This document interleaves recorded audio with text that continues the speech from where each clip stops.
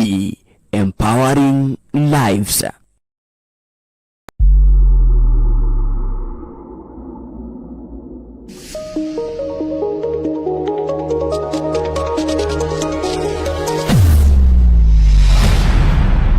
Bethel Clouds TV, empowering lives. Makiriga nera na nera chakira wega wanyania mahoya anke moigaga negima anke merimo ya ngoro ore tonenje anke moigaga matire na iheo icio nekeo heyo negai era ene wega makeria owe waiyorirwo netha na ndogaroroke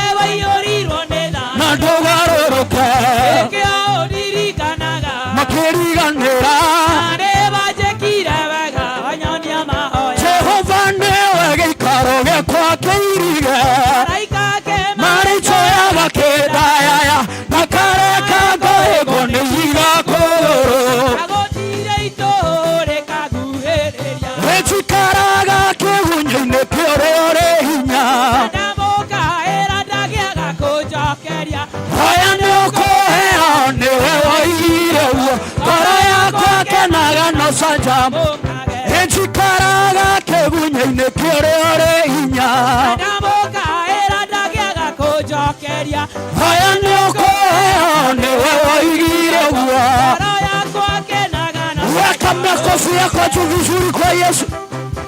Hai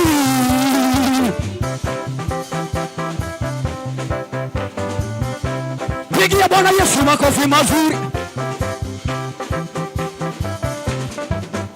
Nekala nangai maondo makwa maila nekala nangai maondo makwa maila maondo makwa maila nekala nangai maondo makwa maila nekala nangai maondo makwa maila nekala nangai maondo makwa maila nekala nangai maondo makwa maila nekala nangai maondo makwa maila nekala nangai maondo makwa maila nekala nangai maondo makwa maila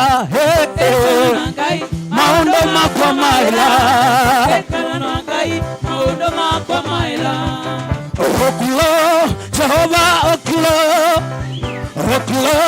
Jehova okulo okulo Jehova okulo okulo Jehova okulo okulo tewale Jehova okulo okulo tewale Jehova okulo okulo tewale Jehova okulo okulo tewale Jehova okulo makonya chel gelandaro lundo hai nyono itende hai makonya chel gelandaro lundo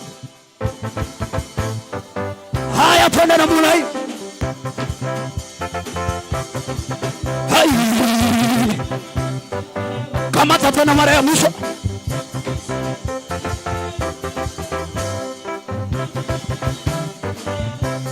okla tewale Jehova okla tewale Jehova okulo okla Jehova okla tewale Jehova okulo itayanje Yesu itayanje Yesu itayanje Yesu itayanje Yesu mwana wa Nyasaye itayanje Yesu itayanje itayanje Yesu itayanje itayanje Yesu itayanje Yesu mwana wa Nyasaye itayanje Yesu itayanje Yesu itayanje Yesu itayanje Yesu mwana wa Nyasaye. Come on, put your hands together and celebrate Jesus. Pigia Bwana Yesu makofi mazuri. Hallelujah. Bwana Yesu asifiwe sana. Hallelujah. Bado tutasifu, si ndio? Barikiwa. Come on, put your hands together and celebrate Jesus. Wapi shangwe na vigelegele kwa Bwana Yesu. Come on, celebrate Jesus. Celebrate Jesus. Celebrate Jesus.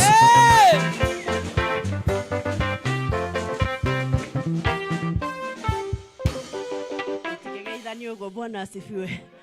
Bwana Yesu atukuzwe. Si ni vizuri kufurahia huyu Yesu na kumchezea, kwa maana kila kitu itapita. Yote yatapita. But to praise the Lord, to worship the Lord will continue in heaven.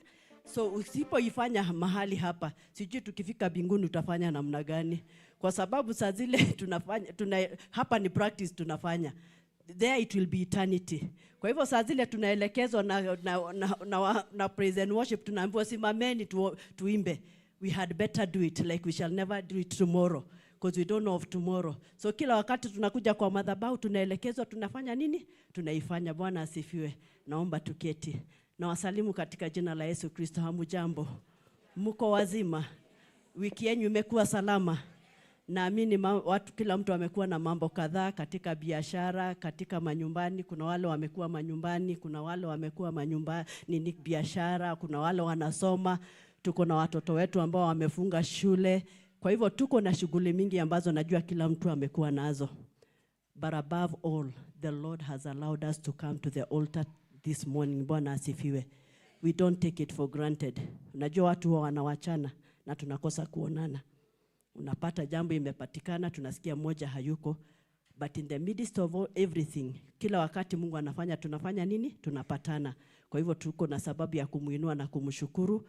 Na mimi huwa nasema, every time you wake up in the morning, una realize there is a reason and a cause for that day. Bwana asifiwe. Mungu hatupeangi siku tu kwa sababu alituumba ili tuweze kumtukuza na kumwabudu. Ni vile tu wakati mwingine tunajipata labda tumetoka hatufanyi vile anatarajia sisi tufanye. Lakini jambo kubwa ambalo alifanya atuumbe ni kumtukuza na kumwabudu. Bwana asifiwe. So every time tukija mahali hapa kumuinua na kumtukuza, it is an honor and a privilege. Bwana asifiwe. Kukua ndani ya nyumba ya Mungu. Imagine watu wangapi hawamjui Mungu. Imagine watu wangapi wako tu kwa nyumba wamekaa. Lakini sasa wewe ukahimizika, ukajua ya kwamba mimi lazima niende nikamtafute huyu Mungu. And the Bible says that those who seek the Lord diligently, they shall be found of him. Bwana asifiwe. Ati twamwetha na kiori ona kumuona niturikaga ate niturimuonaga. Kwoguo guka guku ti hathara, njiraga andu guikara mwena wa Ngai gutire hathara. Bwana asifiwe. Saa zingine tunaona nikana kwamba tumewachiliwa ama nikana kwamba mambo hayaendi vizuri, lakini tuliambiwa asubuhi na apostoli ya kwamba we allow the Lord to prepare our hearts. Bwana asifiwe. Na tukikubali atengeneze roho zetu na atuelekeze, tunajua tutakuwa yenye Mungu anafanya nini? Anataka tukue. Kwa hivyo siku hii ya leo nimeokoka. Kristo ni Bwana, amenisaidia na amenificha katika damu ya Yesu, na ninajua ya kwamba atakuwa katika wokovu sio rahisi na sio lazima, imegharimu mkono wake. Kwa hivyo hata sisi kila mmoja wetu akiona ya kwamba katika wokovu amesimama, ako na sababu ya kufanya nini? Ya kuambia Mungu asante. Nimesimama tu nimpe neno tu la encouragement kwa sababu ya mambo ambayo tumeambiwa asubuhi ya Mungu kuprepare roho zetu na sisi kumkubalisha afanye nini? Atusaidie. Kwa hivyo nikasema tu acha nisimame na neno moja tu, Ezekiel 36 from 24. It's just a word of encouragement. Na kabla ya hiyo, let us appreciate our young men. Tuko na vijana hapa ambao wanatushikilia kabisa katika maombezi, katika kutangaza, katika kazi hii wanafanya, hata praise and worship. Situwape makofi. Na tuendelee kuwaombea kwa sababu ni vijana. Na unajua shetani anapigana na vijana ndio wasiingie katika madhabahu, lakini katika madhabahu haya tumepata vijana na praise and worship. Tunashukuru Mungu na tunaamini ya kwamba tutaendelea kuombea. Kwa hivyo wakati tunaendelea kutafuta Mungu, neno linasema ya kwamba for I will take you out of the nations. Bwana asifiwe. Hii ni wakati Ezekiel alikuwa amepewa neno na kufika 24 akasema, ukisoma uko juu utaona ni watu walikuwa wametoka katika wema wa Mungu. Naye Mungu akasema, for I will take you out of the nations, I will gather you from all the countries and bring you back into your own land. Bwana asifiwe sana. I will take you from the nations. Wakati tuko katika wokovu, kuna wakati tunatoka katika wema wa Mungu, tunaingia katika mambo mbalimbali. We can go into nations. Nations can be wherever you can be, whether it is your altars, whether it is your business, na umemsahau Mungu. Tunaweza jipata katika mambo zile ambazo zinatutoa katika wema wa Mungu, na zinakuwa na mataifa, zinakuwa countries katika maisha yetu na katika mahali ambapo ametuweka. Lakini akasema anakuja kututoa katika zile hali ambazo zimetukumba, ambazo zimefanya tumsahau huyu Mungu. Akarudi akasema in 25, I will sprinkle clean water, Bwana asifiwe, on you and you will be clean. Bwana asifiwe sana. I will cleanse you from all your impurities and from all your idols. Bwana asifiwe sana. Amesema ya kwamba anakuja kutufanya tuwe wasafi. Kwa hivyo ili tuweze kuwa wasafi, we must also be willing. Tuko na nafasi ya sisi wenyewe kukubali Kristo akuja atutengeneze, atutakase na atuoshe. Wakati huu tunaoshwa na damu ya Yesu. Kwa hivyo amekuja anatuambia ya kwamba, so this is what the Lord is saying. So this is what the Lord is saying, that he's going to come and take us out of our idols. Bwana asifiwe. And then anasema, I'll give you a new heart and a new spirit in you. Bwana asifiwe sana. Ati tukikubali atuoshe na atutakase, then he's gonna give us a new heart. Bwana asifiwe sana. Ndio kani mweharirie kuheo ngoro njeru. Bwana asifiwe sana.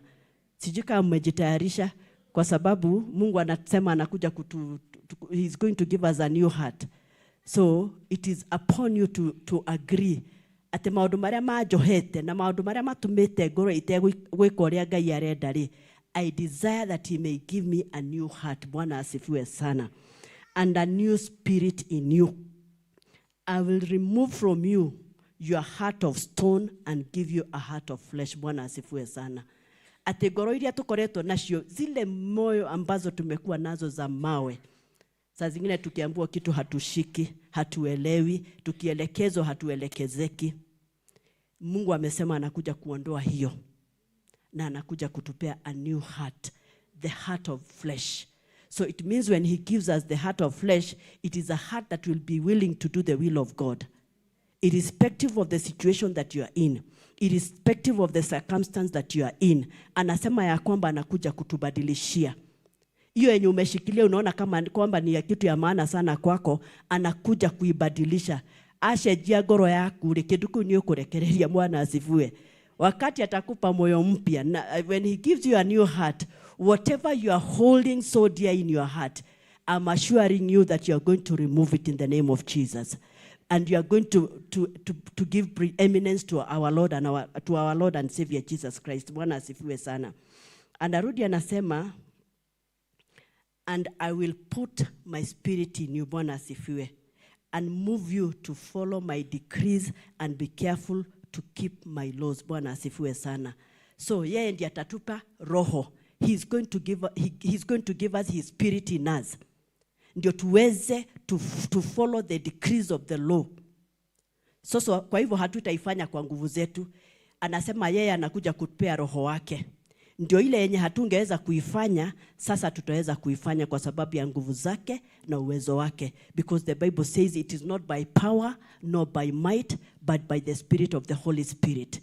Kwa hivyo wakati anasema then I will put my spirit in you and move you to follow my decrees and be careful to keep my laws. Ye atatupa hiyo uwezo, atatupa hiyo nguvu. Muradi sisi wenyewe tu shall be willing. You know, it is a two-way traffic. Mungu anafanya kazi na two-way traffic. Haiwezi kuwa yeye anakufikia na wewe ndo rakinyereka. Gutithiaga uguo. It is a two-way traffic. Unaonyesha Mungu I am willing. Huwa naambia watu wokovu huwezi weza na wewe na nguvu zako. It is by the power of the Holy Spirit. So every time you allow the Spirit of God to come in you, he raises a standard for you to overcome what you are not able to overcome. Kwa hivyo tutakubali roho wa Mungu akuje atupe roho mpya. Atuondole ile roho ya mawe. Atupe the heart of flesh. Yenye ita absorb na itakubali kila kitu yenye Mungu anataka tufanye nini? Tufuate. Bwana awabariki sana, na wapenda, na tuendelee kukaa chini ya mafuta ya baba yangu wa kiroho, na tukaweze kupata ambacho ameweka ndani yake, ndio tukaweze kukua kwa kila siku na kwa kila nafasi. Na kila wakati mimi nawakumbusha, tuko katika madhabahu, hatuko kwa kanisa, tuko kwa madhabahu. Na madhabahu ikianza kuachilia, tukue tayari kupokea yenye anataka tufanye nini, tupokee. Na wapenda, na Bwana wabariki sana. Asante sana Domi, karibu sana.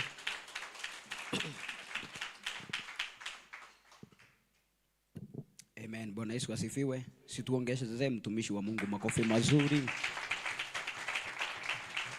Amen. Amen. Tupigie Pastor Aaron makofi mazuri. Bwana asifiwe. Tusalimiane hapo. God is good and all the time.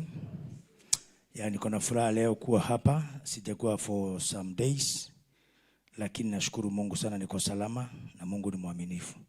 Lile ambalo nitakalo sema ni kwamba Proverbs chapter 8 verse 17 nasema I love those who love me. Na ile shida tuko nao sana sisi, ile vile ambavyo pastor amesema hapa, let us love God with all our hearts. Na najua kwamba tukipenda Mungu na mioyo yetu, hata zile shida tuko nazo na challenges na mateso itaisha. Maana yake anasema I love those who love me. Bwana sio sana. Na wale ambao wananitafuta kwa bidii watafanya nini? Wataniona. Utajiri na heshima ziko kwangu.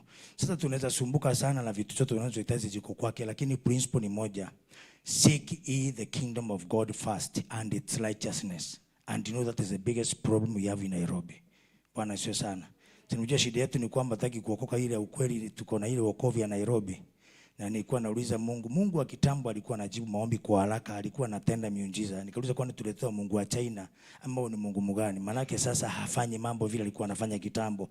Lakini ukichunguza upendo ule wa kweli kutoka kwa moyo, wacha ule wa Kristo sasa, hata upendo wa brotherhood haiko. Bwana sio sana. Hata upendo wa mtu na mwingine haiko. Lakini the fact remains, tukipenda Mungu na moyo wetu wote, yale ambao tunayoyatamani atatutimizia. Yale ambao tungetaka afanye kwetu atafanya. Lakini principle ni moja, tumpende yeye peke yake kwa roho na kwa kweli. Bwana sio sana. Mimi na familia yangu tuko salama na nafurahia sana kuwa hapa chini ya apostle. Na hakuna mtu ambaye mimi nimetembea Nairobi ambaye nimependa kama mtumishi wa Mungu. Sometimes inaweza ikawa hauelewi wewe, lakini sasa kwa sababu kuelewa ni mtu kivyake. Bwana sio sana. Is a man that I know. Unajua ukikaa na mtu unaibindi umuelewe na umpende. Na once you love someone, hauwezi kuona makosa yake, either ni nini kimefanyika ama ni nini. What I say that mimi CFC, I will never get out of this. Bwana sio sana. So hata kama unioni siku moja ama siku mbili, bado tuko pamoja kwa moyo. Bwana sio sana. God bless you and God bless you. Amen. Nataka niite Pastor Lydia awasalimie. Pastor Lydia. Pastor Lydia kuja tusalimie. Pigie makofi mazuri.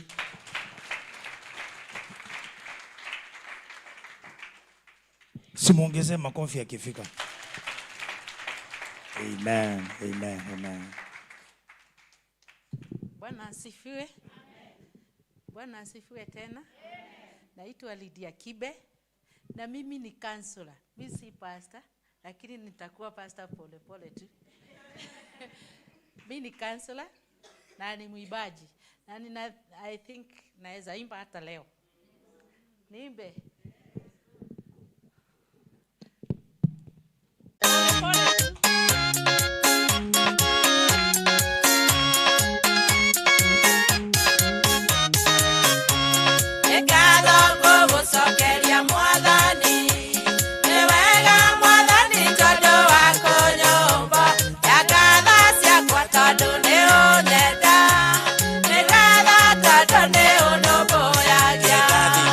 Daddy.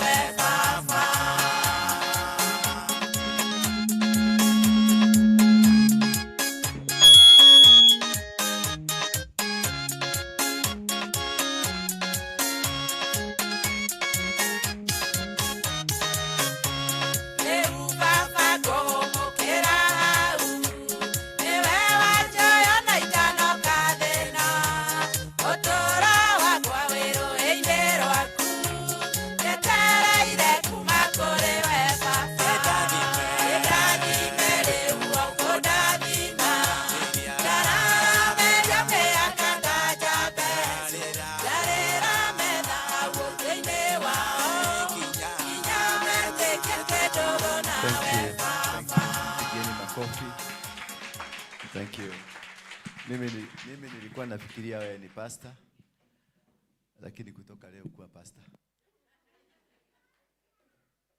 Utakubali? Thank you. Yeah, thank you. Father, we thank you. We give you glory and the honor. We worship you again. Thank you for giving us this wonderful opportunity to worship you again. Thank you, Father, for the good time umetupatia kutoka asubuhi mpaka sasa na hata kuendelea mbele tunapoendelea kwenye ibada zingine mbele. Na kuomba ukanitumie tu kama chombo, nikaufikishe ujumbe wako jinsi ulivyoutaka ukafike na jinsi ulivyotaka watu wako wakaushike. Na ni katika jina la Yesu Kristo tunaomba na kuamini. Hebu fanya hivi. Fanya hivi ni kama unataka kugoga mtu. Na kama kuna mtu karibu, hebu goga usikie kama gumi yako ni mzuri. Inaweza. Goga tu. Wekelea gumi. Wekelea gumi na usiogope. Yes. Deda kigosho kimwe. Atumia goko ni mathire yothe. Nataka kigosho moja, Kijaruo moja, Kikuyu moja, Kiluya moja. Na nituibe ni kama tunataka kuiba. Mimi sikusema kukuwe na baridi na mimi sikusema kukuwe na mvua. Yeah, najua watu wa Nairobi wanaogopa mvua kuliko kukanyagwa na gari. Yes, can we get there? Hebu jitayarishe, fanya space hivi, fanya space hivi. Fanya space, nataka togoshe mpaka tusikie kuna kitu imefanyika hapa. Si ndio? Turugaruge. Yeah, ginya toigwe netwashoka. Yaani mungekujua hata ni hewa ya Nairobi. Just one day, na ikinyesha na El Nino inakuja, mtafanya nini? Kabaridi tu ndio kanaweka baridi. Na El Nino inakuja. Ala? Nini? El Nino is coming. El Nino. I say. Sasa mnaanza kuhehanelea badala mwanze kuiba. Tuanzie wewe. Moikaba. Elizabeth anza. Anza. Tuende wewe, tukitoka kwako, tuende kwa yule, tukitoka kwa yule, tuende kwa huyu Mluya, kutoka kwa Mluya, tuende kwa nini mwingine? Kimasai. Yes. Tuende haraka. Dakika bilibili. Yes. Tengeneza. Hebu. Makofi ya juu. Ya juu. Kabisa. Nataka uondoe hiyo baridi. Nasikia kwenu ndio kulinyesha mvua, kwetu hakukunyesha mvua. Haya. Juu kabisa. Juu. Haya. Yes. Alafu unatingiza kiuno kidogo tu. Ukainata ole waidi yako inadashi. Unakumbuka ukienda Mugithi? Twende Mugithi sasa. Watu wa Mugithi wako wapi?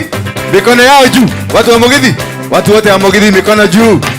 Wacha kujifanya wewe na kujua hivi. Na wadia kakinyo kadio tuko na modanya. Yeah. Unaongoja nini? Ninakuatia ngai wakwa, ninakuatia tata. Ninakuatia ngai wakwa, ninakuatia tata. Ninakuatia ngai wakwa, ninakuatia tata. Ninakuatia ngai wakwa, ninakuatia tata. Ninakuatia ngai wakwa, ninakuatia tata. Ninakuatia ngai wakwa, ninakuatia tata. Ninakuatia ngai wakwa, ninakuatia tata. Ninakuatia ngai wakwa, ninakuatia tata. Ngai wakwa ninakuatia tata. Ninakuatia ngai wakwa ninakuatia tata. Ninakuatia ngai wakwa ninakuatia tata. Ninakuatia ngai wakwa ninakuatia tata.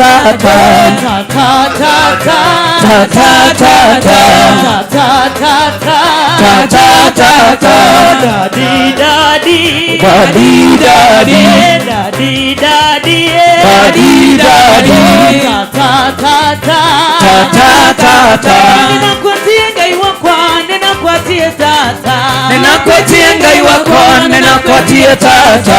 Ninakuatia ngai wakwa ninakuatia tata. Ninakuatia ngai wakwa ninakuatia tata.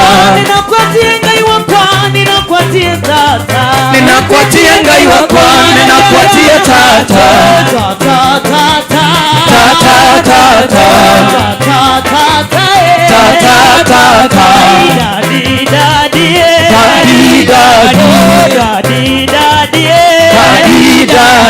Cheza kama Mukamba tena.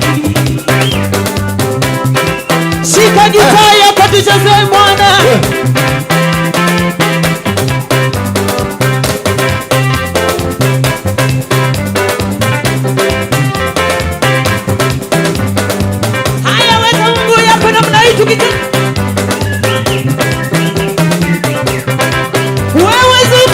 shika gitaa.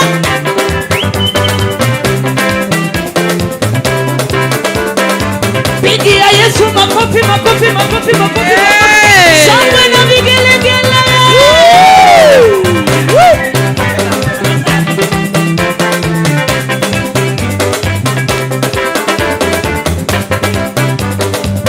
Shangwe na vigelegele.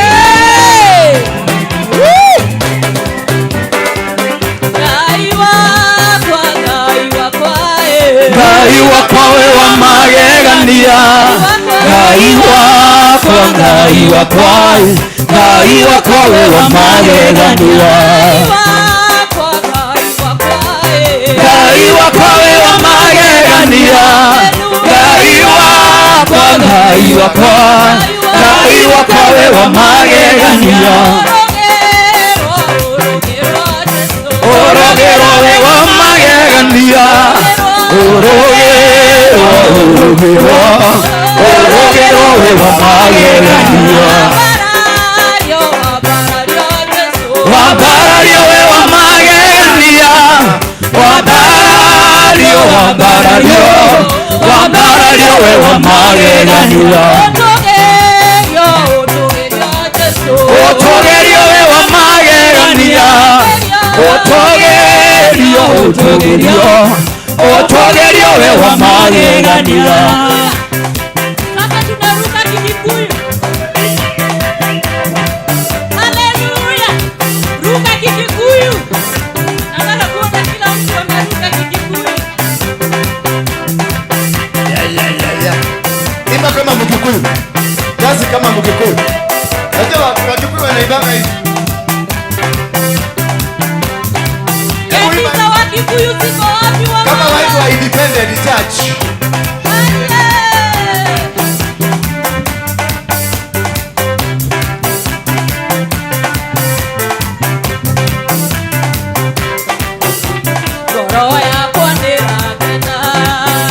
Ngoro yakwa gatuma tuma, ngoro yakwa kaigua wega kaigua wega, nĩ tondũ wa mũhonokia. Ngoro yakwa nĩrakena, ngoro yakwa gatuma tuma, ngoro yakwa kaigua wega kaigua wega, nĩ tondũ wa mũhonokia.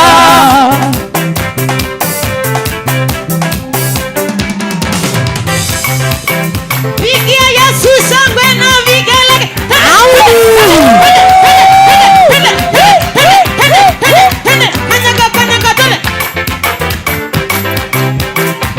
Cheza kama Muluya, twende cheza kama Muluya.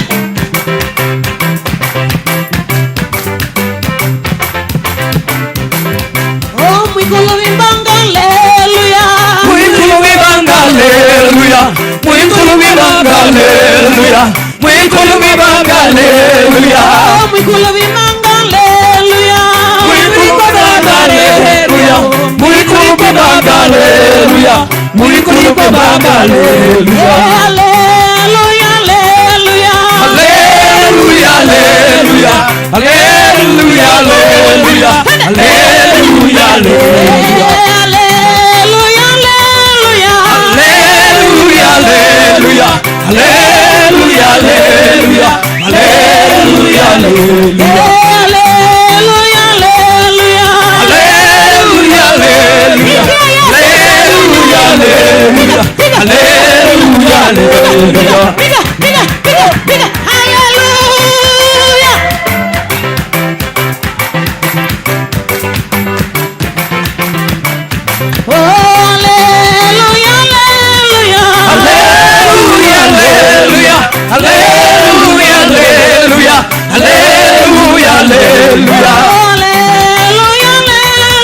Hallelujah, hallelujah, hallelujah, hallelujah, hallelujah, hallelujah, hallelujah.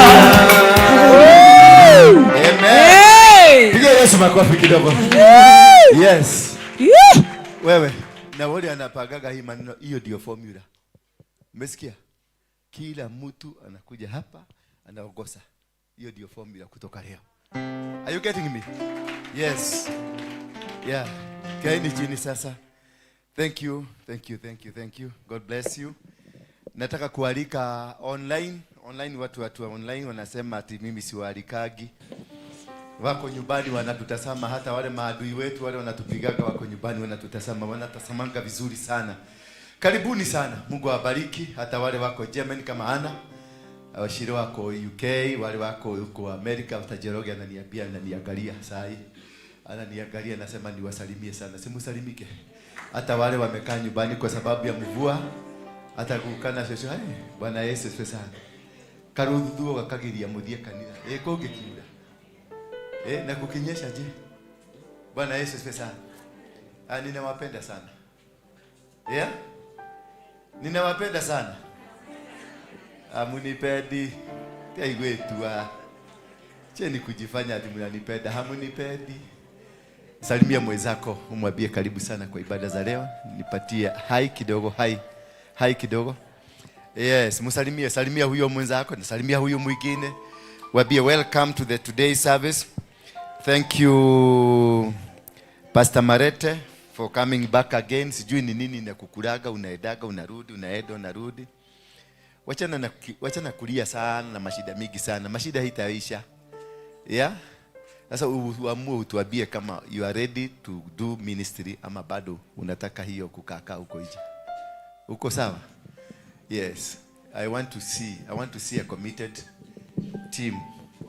Niliwaambia tumeingia phase nyingine ambayo ni phase ngumu kidogo lakini ni mzuri.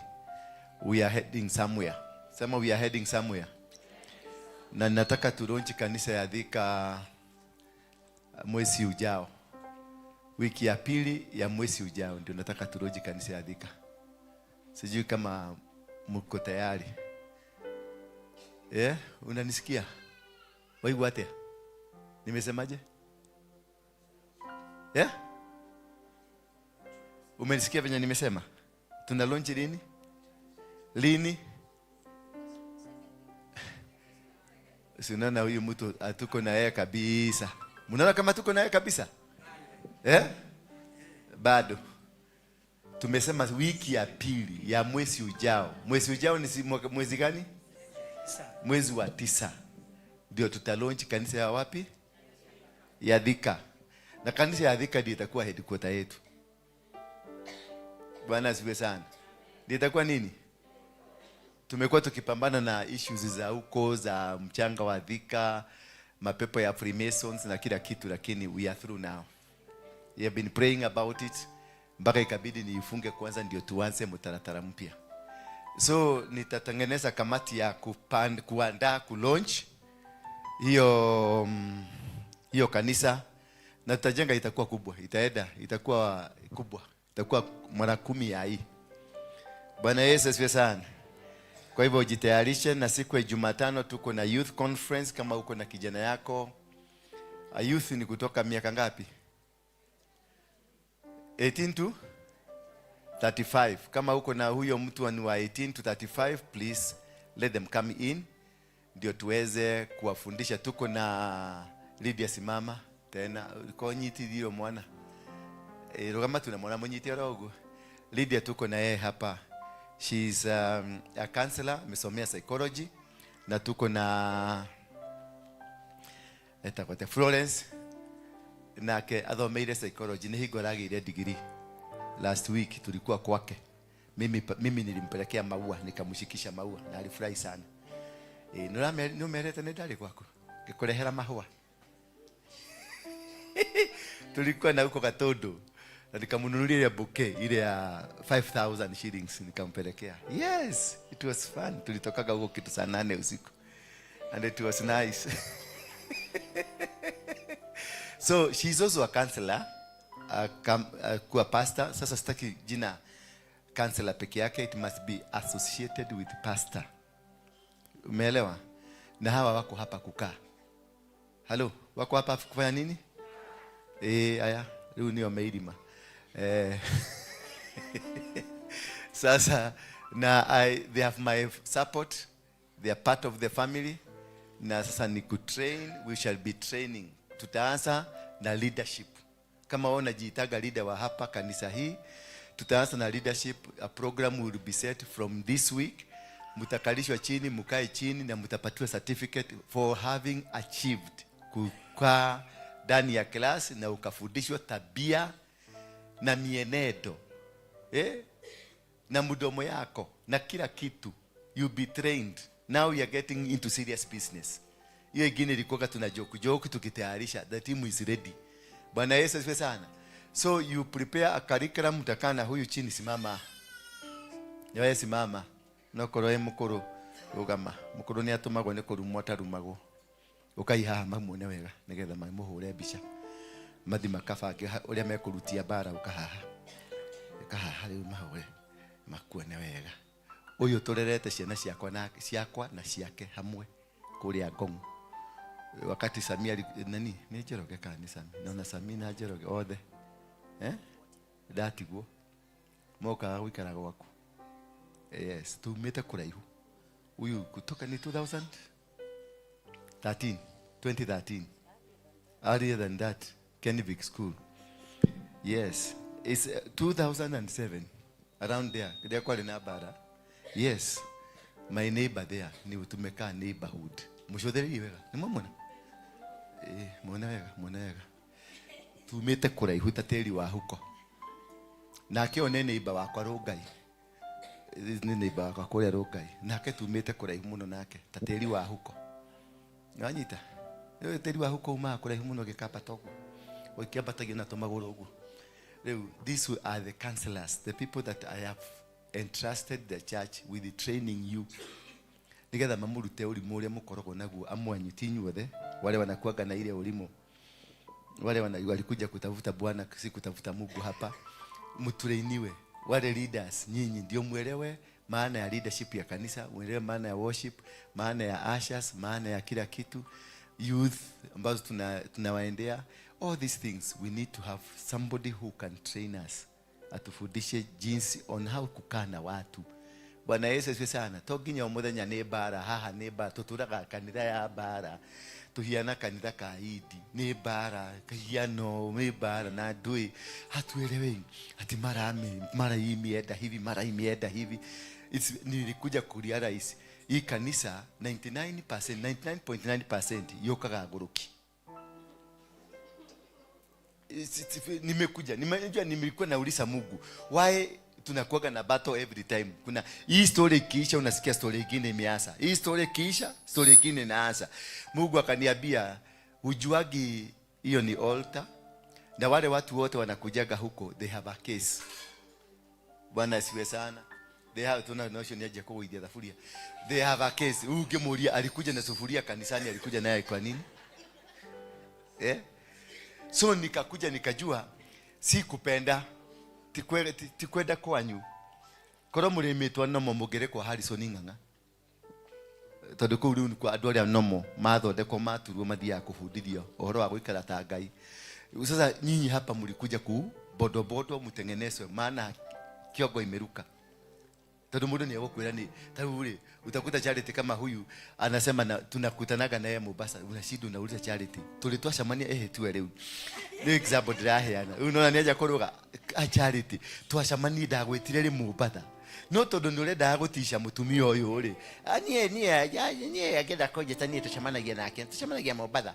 You see mundu ucio kona niyo ni ndawa anyihitie no anyita ndikwenda gwake mutu kaudhu ngimumena ni ndawa tondu ekwenda ndawa yo itekere hari mundu uriku which is normal.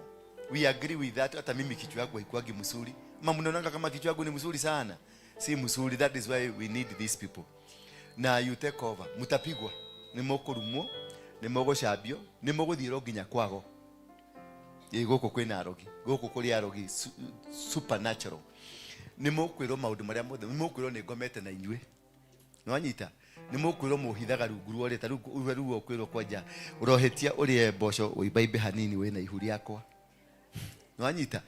Macio mothe mwero ri. Mumiriri mumenye hewira turaruta. Hewira tugwikatia. Tigana na aguruki ni kuhona marahona. Mahona ri nitugucoka tubacokie kirathi. Mareke atia tumere ti ugo kwari ni mboco ndarite. Hello. Bwana asifiwe sana. Riu andu aria bara mahuranaga azeni vita ndio hii mupia fresh from the kitchen. Yes. Yeah, ni mugo rutaira ucio. Yeah? Umeogopa? Wewe utafanya? Thank you. Ukirushiwa gumi, usibeberesane, usipatiane hapa, wewe na wewe achilia yako. Utajua venye utaipaga? Sawa. Thank you, dimu ikaredi. Watu wa vita muanzisha vita sasa. Unajua hakuna mambo ya kubeberesana sana. Maina, eko maina. Rugashoke waikara hau uke waikarage haha. Toa indo ciaku uke na haha. Si lazima nipage kikosi yangu sasa. Next phase. Helen yako hapa. Helen habari? Ukaogeidi. Helen ya guru muri role mwe. Finally you are back. Umekuja mani kupitia. Bana ni athire. Era makuhuraga ni mathire. Gutiro na mwe. Kwani roho ina dudaje?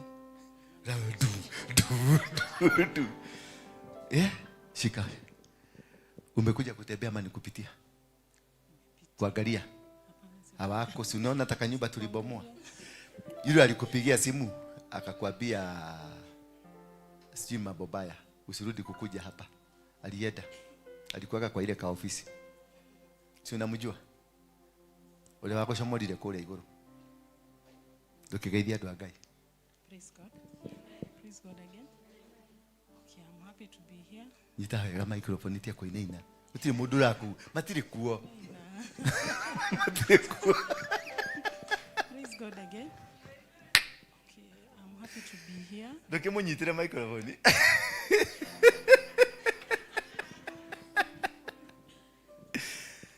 Shika hivi, angalia. Weka karibu na mdomo. Grace ndarakuona. Praise God. Ni areciria oka kumubura, acha ndarakuona. Ni etararia. Nyiteno. Praise God. Praise God again. Okay, I'm happy to be here. I'm not a visitor. I mean, I'm not new here. I've been here before. Okay, normally I don't come to town nowadays, but okay, today I passed. Ulitishiwa. So I said let me pass here and worship together with you. Okay, mbarikiwe sana. Thank you, mupigieni makofi. Huyu nasikia anasema I normally don't come to town. Si ati akujagi town, si ati hana biashara town. Akinyaga na medhia ya shiara town. Edio uko ne Grace yakikonekana. Atashijwa. Ama inaji yake itaibiwa. Sijui ni inaji, mnasemanga inaji ama ni nini. This is the kind of the people that we have been having, but I'm glad finally I've dealt with the last group. Na nimeishughulikia vizuri na bado naendelea kuwashughulikia. Nitawashughulikia heavily, powerfully and deliberately. Ndio wakue for example kwa wengine. Yes. I decided to break the church completely. I start afresh. Bwana Yesu asifiwe sana. Maana ni mimi makosa yote ilikuwa yangu. Because when God told me to start doing this, nilipatana na marafiki ambao niliona wako na tupesa, nikafikiria wao ndio wanaweza kunisuguka. Hivi sasa wakienda kufanya maneno na wabebeleza na bia oye, madhani ya gosho. Lebule tikakora kara baby. Paka nikawaita babe. Wengine nikawaita darling. Kumbe Mungu atakagi maneno kama hiyo, anataka ukae kama commander. Sasa I am going to deal. Na wale nashughulikia sasa, mjue sijaachana na nyinyi. I am dealing with you until you feel like you are going to die tomorrow. Siwachi, ndiramutiga ona hanini. Ngumushughulikira ginya muigwega. Ginya mesha neo mutware kula mutwaraga kwa rogi. Powerful family altars. Sama powerful family altars. Madhabahu ya kifamilia yenye nguvu. Yes. Mumechukua kalamu na karatasi? Yes. Na hii ni kanisa ya kalamu na karatasi. Wale ambao nimeruhusu hapa wasikue na kalamu na karatasi ni kinaguka na shosho. Lakini anybody that is in this church ni kalamu na karatasi. Kwa sababu hiyo unakuja kwa unakaa tu hivi uandiki wafanye nini, hata ukiuliza apostle amesema nini, amesoma kitabu gani leo? Amesoma Matthew. Namuuliza Matthew chapter, anakuambia Matthew chapter 99. So kiangalia chapter 99 hakuna. Na ukimuuliza apostle alikuwa amevaa aje? Agwekirete nguo njega. He was dressed smartly. Agwekinya a matching shoe, a gold watch, and you see ginya kwira thairi agwekirete ni ya pesa cigana. Uka understand mundu cio agurukite mwena uriku. Kwi kuguruka andu magurukaga left na kuni andu magurukaga ki right. Bwana Yesu asifiwe sana. Depending ni madhabahu gani inatawala kwenu. Maana hii yote ni kwa sababu ya madhabahu ambayo inatawala kwetu. Kila mtu ako na madhabahu yake. And the reason we are suffering is not about the people ni wabaya. No, ni magogona maria maragia. Wanyita masi. The kind of altars that speak in your family. What is this that speaks? Niki kiaragia kwanyu. Kige kigiragia ginyo ende kumenya Ngai. Kile fata ukorogo na fata nakyo ni ule andu meko ihubete. You come to just only to know huyu amevaa hivi, huyu amekaa hivi, huyu amelipa hii, huyu hajalipa hii. Not because if you do the critical analysis, it is not the problem with the person. The problem is what kind of an altar that speaks in your family. Because kuna watu kama sasa tuchukue Marete rafiki yangu, anaweza kuwa ni mtu wa juri cheke. Na yeye ajuagi hivyo kwa sababu his grandfather ama father yake ni juri cheke. Na ni kwao waliinua madhabahu. Sasa unangoa huyu umlete kwa dini. Akuja ataingia kwa dini lakini unamkuta jioni kwa juri cheke. Unamvuruta tena unamtoa lakini jioni anarudi kwa nini? Kwa juri cheke. Kwa nini? Because there is an altar that is pulling you. Hata ukiokoka na hiyo altar bado ikuwa inazungumuza, hauwezi kuenda mahali, utateseka. Kuna wengine hapa walifugwa na mama zao, wengine walifugwa na mashamba zao, wengine wamefugwa na bloodline, system ya bloodline kwenye familia. So these people cannot change. Hawawezi badilika, maana ni wagumu. Shosho kama huyo kaa my dear. Siti hadioka. Ka. Adokagire ko hada. Na nide mau. Mama kama huyu. Huyu ni sweetheart yako. Na mimi naitaga watu wote darling. Kwa hivyo kusikia nimekuita darling usifikirie nikukupenda na kupenda. Darling ni jina tu normal. Tumia na nyemutie tiro ni athuri ya new darling room weta goko ni apostle darling. Uko nani ajagoshishaga go? Na kana atuaje tati ya darling why me? Darling is a normal name. Tiko goroki. Dia is a normal name. Babe is a normal name. Wacha unitio goroki. Akoduri wetu babe ni ogwetero goko babe. Hi babe. Unaona uniaje kwa ina mia idhode. So huyu alikuwa maumau. Bwana Yesu asifiwe sana. Huyu mama wale watu wamenyonga, si mmoja mawawili. Amenyoka wakati wa maumau. Ni kweli ama ni uongo? Ni kweli. Na saa hii ukimwambia nyoge atanyoka, ni kweli ama ni uongo? Tanyoka. Ni kwa nini amesema atanyoka? Kwa sababu kuna madhabahu ndani yake. Bado haijang'olewa ndio aone kuna vizuri watu kuishi. Twaruagira tiri.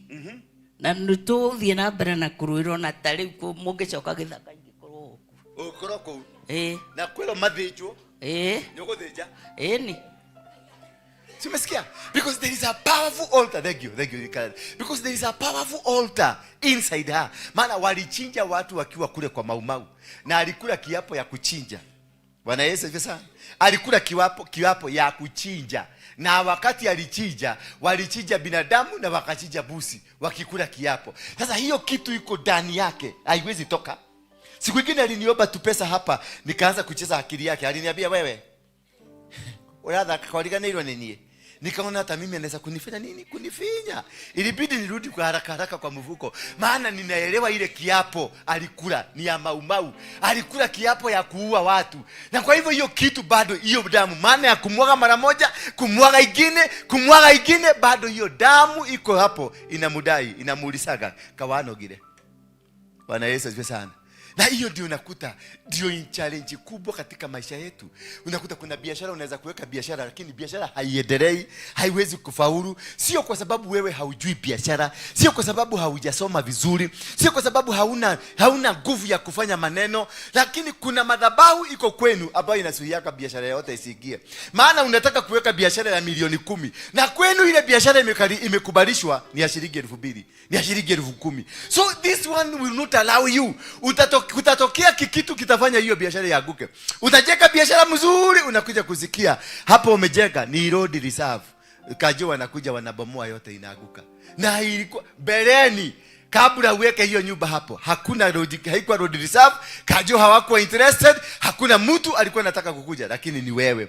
Utasikia kuna watu wamekaa kwa hiyo road reserve miaka 30, miaka wote wamelelea watoto hapa, sasa hiyo ni mashosho, lakini wakati ulienda kukomboa nyumba hapo, kwa sababu hamujakubalishwa kuinuka, unasikia road reserve sasa Kenya ndio hawa wanataka kukuja kuondoa, kwa sababu na hawabomoi wajenge kitu, wanabomoa ikuwe barabara. You are the person, you are the cause. Unaingia mahali unakuta mahali kama hapa, kanisa kama hii ilikuwa iendelee mbio mbio, lakini uliingia kanisa ikaanza kurudi nyuma, kwa sababu madhabahu yako inazungumzaga kuzuia watu kuendelea mbele. Madhabahu ya kwenu inazungumzaga kuendelea ama kutokuendelea. Bwana Yesu asifiwe sana. Tutasome kitabu cha Genesis chapter number 12 verse 1 twende mpaka 9 hapo. Verse 12 verse 1 twende mpaka 9. Ndio tuelewe nguvu za kimadhabahu ambazo zinaweza tokelezea. Unajua unaweza kuwa unataka kuenda mahali na kuko na jua mwezi mzima, hiyo yote ilikuwa na jua. Siku ile unataka kuenda kwa breakthrough, kunanyesha mvua, unasikia daraja imemoboka.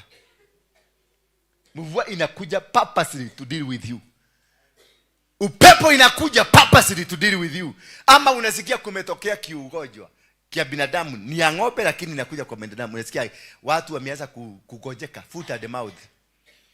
Bwana Yesu asifiwe sana. Ndio kusemekana mdomo yako haiwezi kwenda kusungumza na CEO. Na sasa hiyo ndio umeitiwa uende ukaandikwe kazi Safaricom kama general manager. Na sasa hiyo ndio unaambiwa mshahara yako ya kwanza ile utaandikiwa bila marupurupu ni shilingi milioni 1.5. Uje kwenu familia mzima. Hakuna mtu hata mmoja ashaifikisha huko. The day the letter will come, ndio nasikia maneno imeanza kuchomoka, imeanza kuongeka. Na kuna wengine unakuta dunia inawapeleka tu mahali kuna baraka. Unakuta tu anaenda nikimudu tigedhomu, hakikusoma vizuri, hakina hata sura mzuri, hakina hata kijui kuongea, lakini kinakutaka kikifita tu hapa unaona milango inafunguka. Unasikia anaitiwa, anaulizwa, nenda utafute gari 16, gari kama 20 hivi, uende ukamwaga mchanga mahali fulani na utalipwa shilingi milioni 100. Alafu advance unaambiwa amepatiwa 30 milioni in advance. Na wewe mpaka kuomba, kuenda kwa neighbor, kuomba pesa. Hivi ndio umepata contract. Na hiyo contract ni 100 million. Kupata pesa ya kukamilisha hiyo contract, unakopa. Saidi wamekopa, umeingia kwa mfuko. Unasikia kwenu kumetokea accident. Na ni shosho yako ameanguka na amepelekwa hospitali. Na wewe tu ndio peke yake kuna pesa. Na wanajua uko na pesa. Unapigiwa jaraga hito. Shosho ni yako wae. Natumoroletia divitali, toshamania divitali. Ukifika huko nasikia tule tu pesa tu wote ulikopa tumeenda. Bwana Yesu asifiwe sana. Because kuna kitu kinasimamaga wakati mnataka kuenda mbele. Na kuna siku kina kitu kinasimamaga wakati sasa unaenda kubarikiwa, kinakuja kinakuongoza katika baraka. Kinakuongoza kuenda. Unakuta milango yako inafunguka. Hauna brother, hauna cousin, hauna mombote, unaenda Amerika na kufika Amerika unakuta watu wamekaa huko 30 years, unafungua kazi huko na inasimama. Unakuta wazungu wote wanapaga laini kwako. Wazungu wote wanataka kununua kwako. Kwa sababu kuna madhabahu ya kwenu inakutetea. Ama kuna madhabahu ya kwenu haikutetei. Bwana Yesu asifiwe sana. Wacha tuangalie hiyo Genesis tuone madhabahu ya mtu anaitwa Abrahamu, ambaye alikuwa ni mtu mkubwa, lakini alikuwa ndani ya madhabahu ya baba yake, ambaye baba yake alikuwa anatengenezaga sanamu. Bwana Yesu asifiwe sana. The Lord said to Abraham, go from your land. Tuwekee Kiswahili kwa sababu ya huyu guka. Naona ananiangalia na macho baya. Basi Yahweh akamwambia Abrahamu, ondoka katika nchi yako, acha jamaa yako na nyumba yako ya baba yako, uende katika nchi nitakayokuonyesha. Jiuliza maswali hapo. Umeambiwa uache nyumba ya nani? Nyumba yako, nyumba ya baba yako na jamaa yako, ndio uende kuna mahali naenda kukuonyesha. How would you explain to your wife? Imarete Mungu yako umelele omuthi akwambie sasa ondoka, ondoka mpaka ije riji ndakwambia. Bibi yako utaanza kumuexplainia nini? Unaenda wapi? Kitu ya kwanza tuwe meligo tunahama. Bibi atauliza swali gani? Swali ya kwanza ya bibi ni gani? Tunaenda wapi? Utamwambia mnaenda wapi? Ati Mungu ameniambia. Atia. How? Mbona mimi hajaniambia? Bwana Yesu asifiwe sana. Mungu hajaniambia mimi, lakini sasa msiana kuja ati okilale kuchukua busi, chukua gamia, chukua mapuda zote tuende tukiedaga. How now? Atutradhieko. Ona gaida jerete no ni ajira nego tuonia how. Hiyo mtu wako na kichwa mzuri kweli? Hiyo ni kitu huwezi kueleweka. Ende waambie mama wa Nyeri ama mama hapa Kiambu, atakuvinya, atakunyofua mara moja, ni haja kugoroka, ni haja kunywa bagi.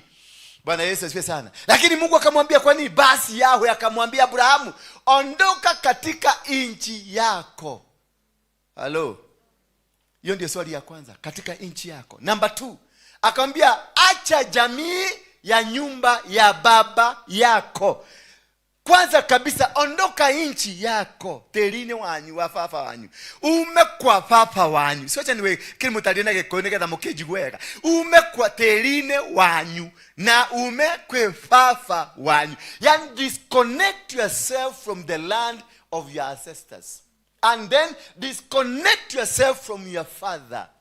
Bwana Yesu asifiwe sana. Jitenganishe na baba yako na ujitenganishe na mchanga wa familia, the bloodline, mahali ulizaliwa, mahali dhigira yako iko, uondoke huko. Hiyo ndio kitu ya kwanza Mungu alimwambia Abrahamu, acha jamaa yako na nyumba ya baba yako, uende katika nchi nitakayo kuonyesha. Si nchi ambayo nakwambia ni uende Moria ama uende Kayore ama uende Nakuru.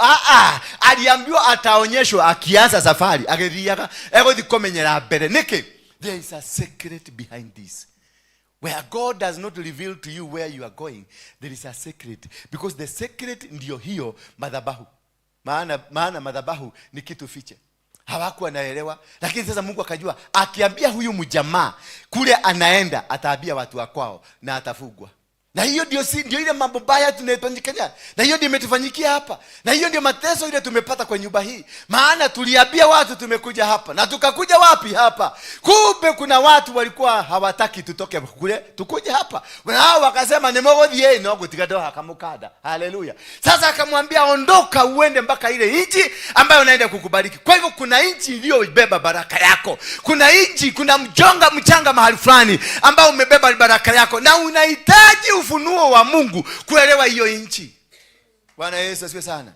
You don't deserve men to tell you. Anamwambia mimi, Mungu ndiye alimwambia nitakuonyesha. Alikuwa na ujuzi, maana baba yake alikuwa strong. Akamwambia ondoka, kuna nchi naenda kukuonyesha. Kwa hivyo haukuhitaji binadamu, haukuhitaji mtu atakayesimama na wewe, haukuhitaji watu wakuelekeze. Ulihitaji mwongozo wa Mungu ndio uweze kuelewa. Maana katika ile madhabahu unaishi ya baba yako, hauwezi ukajinasua. Maana baba yako ni mchawi, mama yako ni muganga. Umezaliwa pale kwenye udogo, mchaga wa Gatodo, mchaga wa Murang'a, mchaga ya Nyeri, na imetolewa madhabahu mingi sana. Kama huyu mama ametolewa madhabahu mingi sana. Kwa hivyo hawezi akaondoka huko. Hata akiondoka ataondoka akirudi nyuma. Utakuta ni kama anaenda hivi, viatu zinageuka Ushaiona yule mtu anafuka kwa viatu inaangalia huko. Wewe unaona kama anaenda hivi. Maumau alikuwa anafanya namna gani? Maumau alikuwa anatengeneza kiatu, soro hii inaangalia huko nyuma na hii inaangalia nyuma. Ndio wakienda hivi, msugu akikuja anaona kiatu kilienda namna gani. Na hiyo maisha haikuondolewa kwake. Ndio mpaka leo nakuta ni maumau lakini anatamani kuua. Ndio anaigwa kuua. Umusocho aigwa gukura ni ndio nigwa nyitoke yuduke mabur okay wa aigwa tagenyita agero mune kagori kaga ni mawamenya. Bwana Yesu asifiwe sana. Kuna kitu ambacho kimeshikanishwa na familia yenu. Kuna mchanga ambao umekushika, kuna damu imekushika, kuna malengo fulani katika familia ambayo imekushika. Hiyo ndio unaonanga imekuzuia Nairobi haiwezi kupatana na wewe. Bwana Yesu asifiwe sana. Ndio nakienda Amerika, kuna watu wameenda Amerika lakini unakuta wanaishi vibaya kuliko afadhali wangekaa Kenya. Kuna watu wako UK wanaishi vibaya wangekaa Kenya. Kuna watu wako Switzerland, kuna watu Saudi Arabia, they are testing there, wanateseka. Si eti kule hakuna opportunities. Opportunities are many. Opportunities ni nyingi sana, lakini pesa ya huko inapigaga simu hapa, inauliza tupatie record ya huyo mtu. Kwao kuna kaago aje? Kwao kuna madhabahu gani? Kwao kuna maisha gani? Inapiga simu kwenu. Kama wewe ni wa Gatuli, unapiga unasema Gatuli ileto tu Gatuli ni kwa wachawi. Watu wagapi wa Gatuli? From Gatuli, people from Gatuli, watu wa Gatuli. Siwe Roda ni wa Gatuli? Ni wa wapi? Mnaruka Gatuli sasa. Ripoti inapigwa. Wewe ni wale Lemuru. Ripoti inapigwa Lemuru. kule UK inapiga ripoti Lemuru, inauliza mchaga wa Lemuru. Modosho tatohe rekodi yake, rekodi inatolewa, maana mchaga the ground hii unaonaga iko uhai. Bwana Yesu asifiwe sana. Wakati Kaini aliua ndugu yake, damu ya ndugu yake ilililia Mungu ikiwa ndani ya mchanga, na ikalilia Mungu. Kwa hivyo mchanga ina nini? Ina say. Alafu yule Yeremia akamwambia mchanga, andika huyu mtu chini, na akaandikwa ya kwamba hatabarikiwa. Kwa hivyo kuna vitu ambavyo viko kwenu haviwezi kubaliana na wewe hata ukitoka, hadi wakati Mungu asimame mwenyewe akuja aseme no, ondoka, kuna mahali na kupeleka ile inchi ambayo ninaenda kukubarikia. Si ati Mungu alikosa nguvu. Najua kuna swali wengine Mungu alikuwa, kwani Mungu huyu hakuwa na nguvu ya kumubarikia huko? Nigetha mwile umagare. Hapana. Kuna vita ambavyo unaweza kunaona kama sifanya tumekuwa hapa na vita kubwa. Si ati yule Mungu naabudu si hana nguvu, lakini ile vita iko hapa. It is meant to stagnate me, to continue. Inapiga mark time kila wakati na miti, ama napiga ile spirit ya roundabout, na shidaka tu na makelele, na shida na makelele, na shida, kwa sababu hiyo walitumwa purposely. Hawa watu walitumwa wakuje hapa. They make me angry because the spirit ya kwetu inatakanga ndikwe nini? Angry. Hiyo ndio ilifanya Musa akose kwenda Kanani, because of he became angry, akavunja ile nini? Tablet. Ilipoanguka na akakosa kwenda Kanani. Ilitoka wapi? Ilitoka kule wakati Jacobo alikuwa na bless watoto. Akasema Simeon na Levi, nyinyi kwa sababu ya kukata ng'ombe mtaishi kwa nini? Kwa upanga na kwa hasira zenu. Na kwa hivyo hiyo laana ikatabaa mkube. Musa ni wa hiyo kirani yenu can determine what you become. So you need to understand, kuna mahali hauwezi kubadilisha hata ufanye namna gani. Kuna mahali na hata Yesu unaweza kubadilisha, lakini it will take you time. Itakusubua. Bwana Yesu asifiwe sana. Utasubuka ukishida, ukisema maneno. Utasuguka huko, utasuguka huko. Ukijaribu kurectify. Ukienda kubomoa hii unasikia ingine imetoboka hapa. Ukienda kushiba hii unasikia ingine imetoboka hapa. Kwa hivyo Mungu anakuodoaga kwa hiyo haso, maana anataka kazi yako iende haraka haraka. Tuendelee haraka haraka hapo.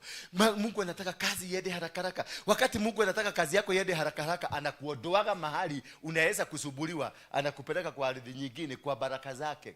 Nitakufanya wewe kuwa taifa kubwa. Yaani yeye Mungu hangeweza kumfanyia taifa kubwa akiwa kwa baba yake.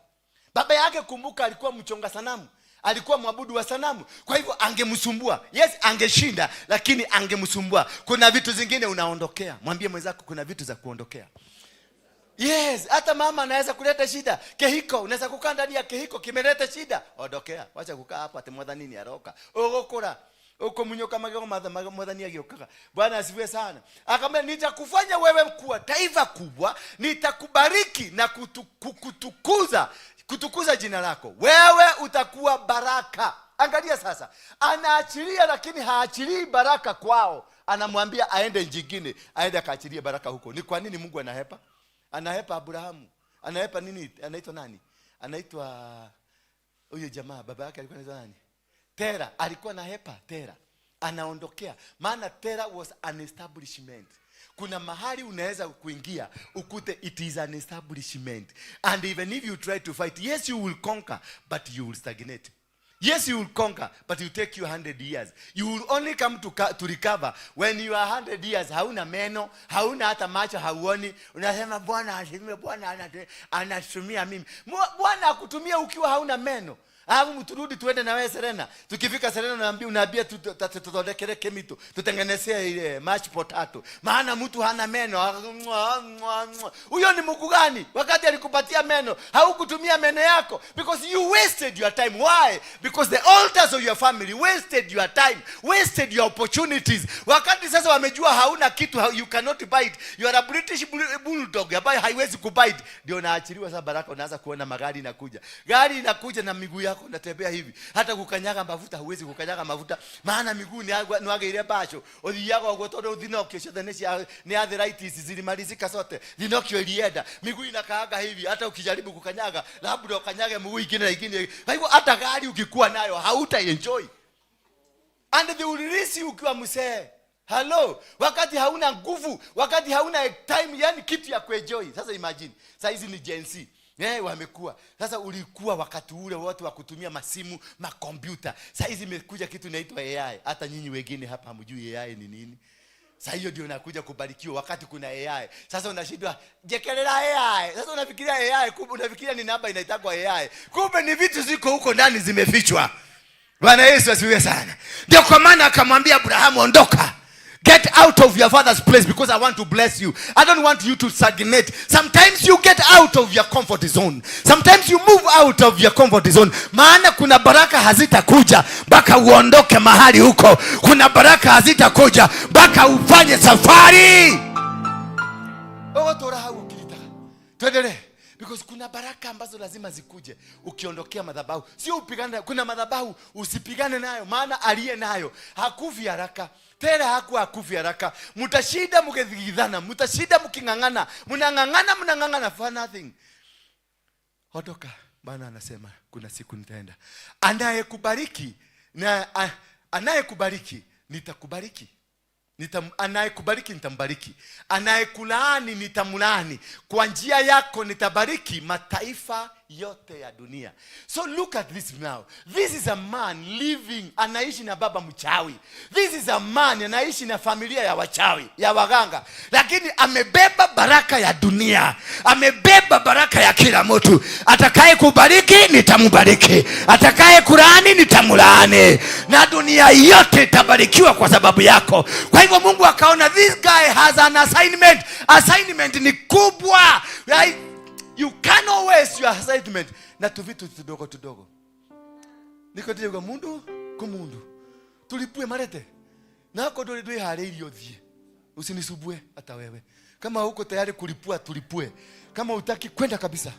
Yes, usishidage hapa kunisuka hapa. Yes, tulipue ni mundu kumundu. Kwa madhabahu lazima uface mundu kumundu. Uondoke mahali huko, maana kuna baraka yako huko. Kuna vitu umebeba, kuna baraka umebeba. Kuna watu watafunguliwa kwa sababu yako. Kuna watu watainuliwa kwa sababu yako. Kuna watu wametengwa kwa sababu yako. Kuna baraka inashuka kwa sababu yako.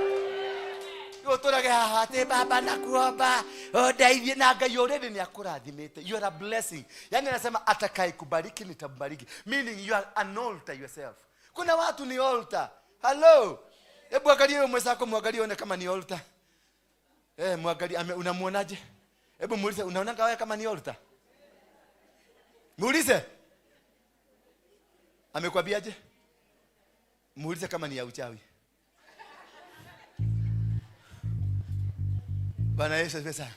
There are people who are walking altars. You don't joke with them. You don't fight them. You cannot win a battle against them. Because them, whatever makifika mahali kunakuwa converted. Akiingia tu zoni moja, unakuta unaulizaga hata mtu huyu, unajiuliza huyu mtu ndiye anafanyaka hii maneno. Hata watu wanakaa chini kuanalyze ni nani alikuwa hapa. Wanaambiwa ni fulani, asema hapana. Lakini wacha hiyo fulani afike hapo. Unaona vitu vichenjanga. Unaona kila kitu imebadilika. Hakuna impact anafanya, hakuna maombi anafanya, hakuna hey baba teremusha mata. Kufika kwake tu hiko. Unaona vitu zina change. Huyo sio mtu wa kuchezago na yeye. Hapana. That is not a human being, is a spirit. Watu kama wanakuaga ma spirit. Akifika mahali vitu vitachange automatically. Hahitaji maombi. Abraham niambie siku moja ameomba. Tafuta kwenye Biblia, uniambie mahali pamoja Abraham aliomba. No. Ile kitu alifanya sana ni kudanganya. Kuambia bibi, no yeye mudhaka muno. Nitokua. Akamwambia hapa sisi tunaenda kukufa. Fanya hivi. Useme ni sister yangu. Halo. Akasema ni nini? Ni sister. Na ikakuwa ni sister. Ni Abimeleku ama ni nani? Ni Abimeleku. Akakuja akasema nipatie wewe hebu come. How are you? Unaitwa nani?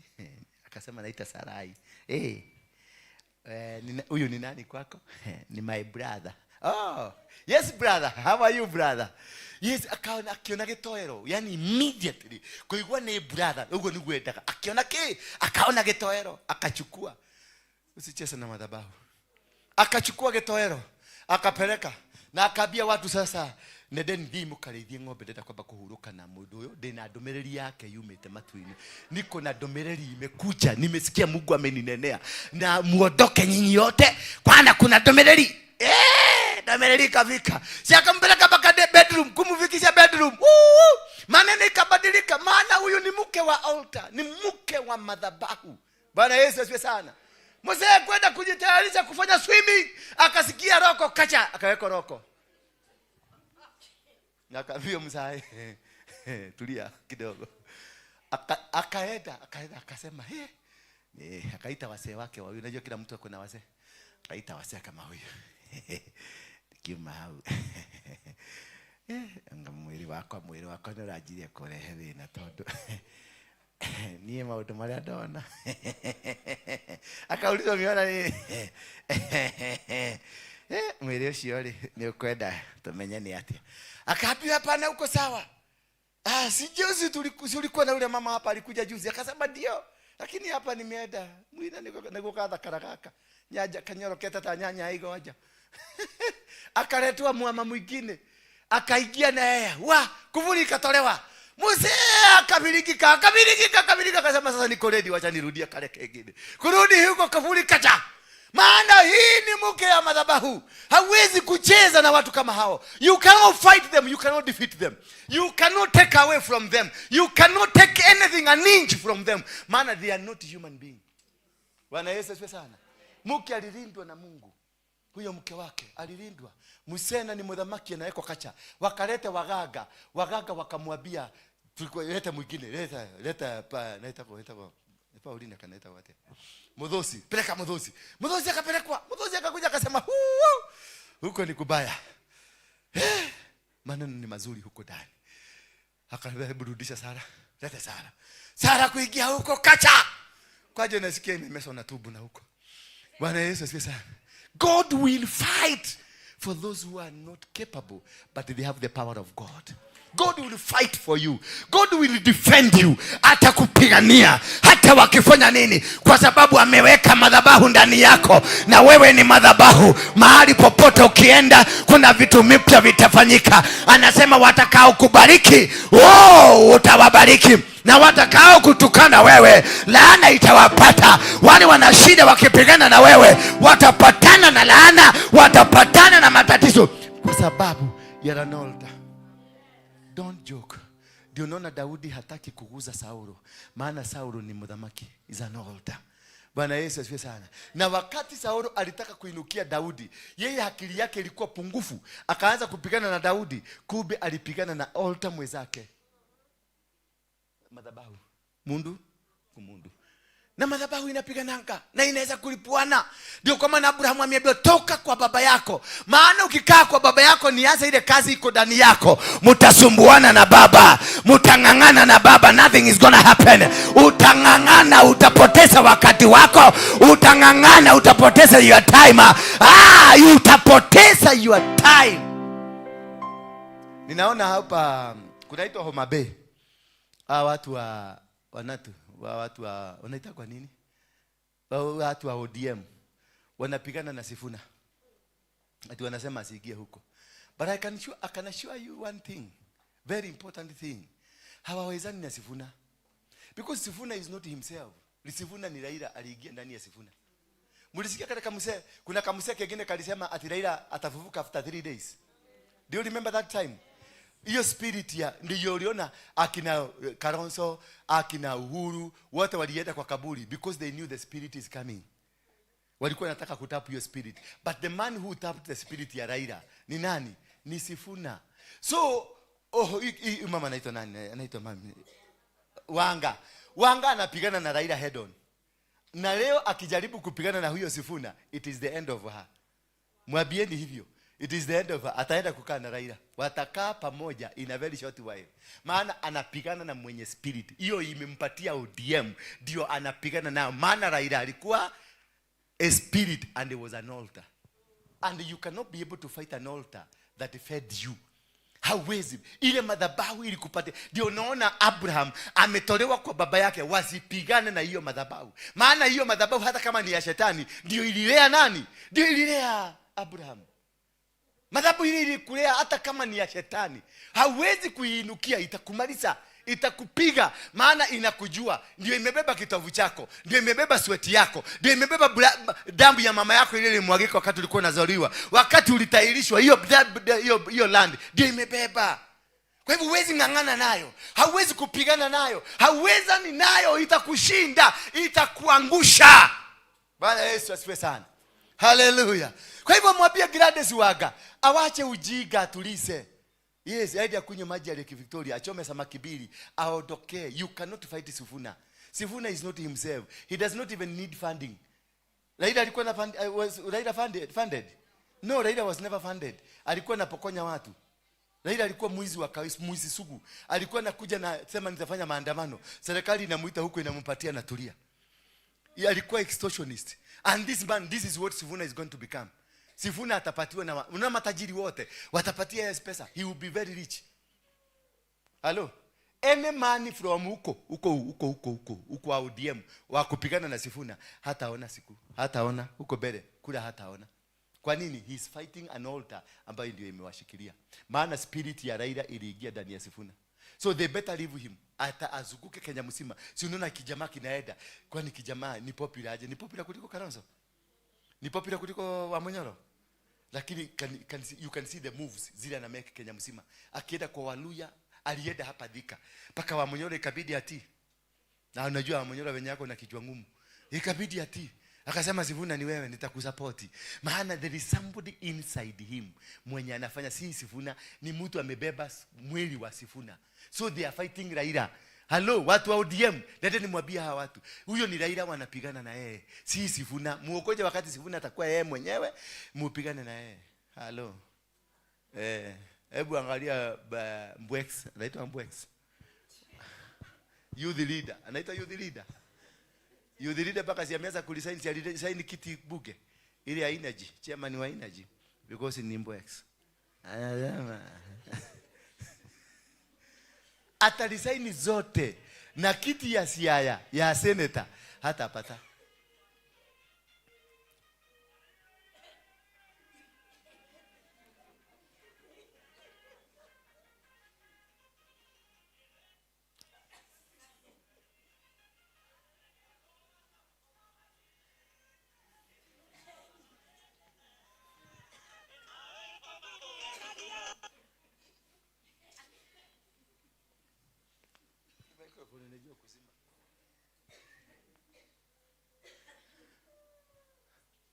Atiko silent. Neko masia kwanyu. Neko masia kwanyu ni sisi akorea. Ndimo ikete kwa isa ile tia kule raina. Ne. Ndio mehorali. Diharia. Izime kabisa. Imeitoa silence izime. Huyo ni shosho wenu. Unajua yule shosho wenu amekufuga. Yule shosho. Nyabura. Etakonya Nyabura. Etakonya Nyabura. Ushono shorana gana. Yes. Tuendelee. Ani tuendelee hiyo basi ingine. Anayekubali tumesoma hiyo. Tuende hiyo ingine 4. Kwa hiyo Abrahamu akaondoka kama vile Yahwe alivyomwamuru, lakini niulize swali. Bibi yake alikuwa wapi? Bibi yake hakuuliza maswali, turalieko. Na ng'ombe ici, na ngamĩra, na ngũkũ, na bata, na nyau, na ngui, turathieko. Yani you are moving without a reason. You are heading to nowhere. But this man listened to God. Just learn to listen to God. Wetwe kilimo usurvive. Bwana Yesu asifiwe sana. Kuwa mjinga katika ufalme wa mbinguni ni kukua mjinga. Wacha kukua kiherehere, wacha kukua mwerevu sana, wacha kukua mwejuaji sana. Utaumia, utachomeka. Na kama ni mahali umeenda ukakuta venye kuna kaa kidogo, dhimera hanini uone nikigirathi na mbele hao. Kwa hiyo Abrahamu akaondoka kama vile Yahwe alimwamuru, na Loti akakwenda pamoja naye. Abraham alikuwa na umri wa miaka 17. Alikuwa 70 na 75 alipotoka Harani. He was 75 years old. Sasa you can imagine a 75 years old akihama, akienda mahali kupya, hajui. The worst thing of all, hajui kule anaenda. Ni kuambiwa ameambiwa aondoke. Wakati unavunja madhabahu, unahama kwenye madhabahu, you don't need to know where you are going. Just move. Mungu akikwambia move, just move. Wacha kufanya calculation yako ati ndio ukue perfect, ndio ukue mambo inapambagika, inaenda hivi. No, just move. Mimi nikiambiwa kesho tunaenda Murang'a, mimi naenda Murang'a. I don't care. I don't care how much I'm going to spend. I don't care how much I'm going to lose. I don't care what's going to happen around me. I just move like a blind person. Naenda tu kama kimujika. Na nikienda huko nakuta Mungu wangu amefika. Maana Mungu nilimwambia, nikiondoka uondoke na mimi. Hello. Na nikamwambia Jehoshaphat, nikiondoka ondoka na mimi. Kwa hivyo siwezi kuondoka. Siwezi mpaka Mungu aniambie. Akiniambia tunaenda Murang'a, tunaenda. Ndio naonaga watu wengi ambao tumefanya na wao kazi, they don't understand me because mimi ni mtu wa about at any time. Togothia gogo aforo. No igwene ndagaroroka ke. Ruwa kono anyumire thutha. Utuweke kilimutani. Hello. Tia kurehe ujuaji. Wewe tuweka kilimutake. Ni togothi kurehe. Toro ndioi ni naendaka tu nikienda hivi. Naambia geuka enda hivi. Nikienda hivi naambia geuka enda hivi. Sasa unakuta mtu kama huyu amesoma ako na degree, anakuambia hiyo hatukuwa tumeandika hiyo maneno. Hatukuwa tumeandika hiyo maneno. Sasa unashindwa ukumtariria ke. Todo daraigo ule uraigo. Unao kuna sauti unasikia. Yeye alisomeshwa formula, alisomeshwa mipango. Na ni kweli hivyo ndivyo kunafaa. Mipango inahitajika. Lakini huyu mtu anaenda, mnaenda na yeye anageuka, anaenda hivi. Mnaenda na yeye anageuka, anaenda hivi. Mnaenda na yeye anageuka, mnaenda hivi. Ukifikiria ulikuwa umeangukia unakuta kumbe ulikuwa umekamata hewa. Halo. Wako na wananyite taliera. Atarashe. Kwa hivyo Abrahamu akaondoka kama vile Yahweh alivyomwamuru. Alitoa Sarai mke wake na Loti mwana wa ndugu yake pamoja na mali yao yote na watu wote waliokuwa wamejipatia kule Harani. Wakaondoka kuelekea nchi ya Kanana. Walipoingia katika nchi ya Kanana 6, Abrahamu akapita katika nchi mpaka Sekemu, pahali patakatifu penye mti wa mwelo wa More. Wakati ule Wakanana walikuwa ndio wenyeji na nchi hiyo. Kwa hivyo alienda akakuta watu wenyeji na nchi hiyo. Sasa nisikilize. Verse 7. Halafu Yahweh akamtokea Abrahamu mara nyingine tena. Abrahamu walipofika in that land, God appeared. Why is God appearing? Because amefika territory ya wenyewe. Amefika territory iliyomilikiwa. Amefika territory iliyo na madhabahu. Kwa hivyo alihitaji mkono wa Mungu. Halafu Yahweh akamtokea Abrahamu, akamwambia, nitawapa wazao wako nchi hii. Nchi ambayo imemilikiwa. Nchi ambayo iko na watu wengine. Nitawapa wazao wako. Yaani roshiaroro waku nitawapatia hiyo nchi. In total disregard ya wale watu wanakaa huko. Mungu hataki kujua. Nitawapa wazao wako nchi hii. Basi Abrahamu akajenga madhabahu kwa ajili ya Yahweh aliyemtokea. Akajenga nini? Madhabahu kwa ajili, sio kwa ajili yake, kwa ajili ya Yahweh aliyemtokea. Akajenga madhabahu. Uliza mwenzako wakati ulikuja hapa, ulijenga wewe, ni Mungu alikutokea, ni Mungu alikutuma hapa ama ulijituma hapa? Na wakati ulitumwa hapa, ulijenga madhabahu? Bwana Yesu asifiwe sana. If you claim that you were sent by God and you did not raise an altar, that is why univuguvugu. That is why unayuba. Maana haujakamilika. Mahali popote, hata kama ukipata kazi leo, ukipata mahali pa kulima leo, ukipata kashamba leo, ukipata biashara leo, ijengee madhabahu kwa ajili ni Mungu amekupatia. Unajenga kwa ajili ya Mungu huyo ambaye amekupeleka mahali hapo. Bwana Yesu asifiwe sana. Unajenga, unainulia Mungu madhabahu kwa ajili amekupeleka nchi mpya ambayo ilikuwa inamilikiwa na watu wengine. Mahali popote miliki ya watu wengine ipo, ni madhabahu huwezi kung'oa. Ndio kwa maana angalia, Mungu alitoa Abrahamu kwa baba yake mahali walikuwa nakaa mzuri, akawampeleka kwa nchi nyingine. Alipofika kule nchi, kumbe ni nchi iliyokuwa na watu. Mungu akamwambia, nchi unaenda kuimiliki. Bwana Yesu asifiwe sana. You are going to capture this territory. This territory itakuwa yako. Lakini akajengea Mungu. Hapo Mungu alimuongelelea. Haugai ya mwaririe. Hapo Mungu alimuongelelea. Akajenga madhabahu. Ndio kutoka hapo Mungu apate sehemu yake ya kuongeanga na yeye.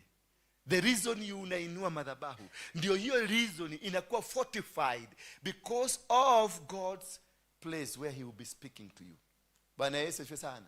When you come here, ukuje kwa madhabahu kama hii, ama uende kwa madhabahu nyingine, uende kanisa nyingine, you go there and you raise an altar. Kama ni Mungu alikutuma huko, usio madhabahu yako, unajenga madhabahu ya Mungu. You raise the altar for God, so that God can find a place where he will be speaking to you every time, because umefika mahali alikutuma. Umefika mahali alikwambia uende. Bwana Yesu asifiwe sana. Umefika mahali hapo, mahali alikwambia uende. Kwa hivyo hapo lazima utengeneze connection yako na yeye. Ndio every time unasema halafu yawe akamtokea Abrahamu. Mahali hapo Abrahamu alimtokea, akainua dhabihu. Na alipoinua dhabihu ikakuwa ni connection yake na Mungu. Hapo alijenga madhabahu sio yake, alijenga madhabahu ya Mungu ambayo yalitetea kizazi chake. Angalia, nitawapa wazao wako. Hapo ndio alimnenea, nitawapa wazao wako. Kwa hivyo mahali hapo wazao wako watabarikiwa. Hiyo madhabahu umeinua italazimisha baraka kwenye uzao wako, wote watabarikiwa hapo. Kutoka hapo amejenga madhabahu. Hiyo madhabahu ndio ya familia, ndio ya kutetea, maana ni wazao wako. Kwa hivyo ni familia yako itabarikiwa, watoto wako, wajukuu, vitukuu, na generation zote ambazo ni zako zitabarikiwa kutoka hapo.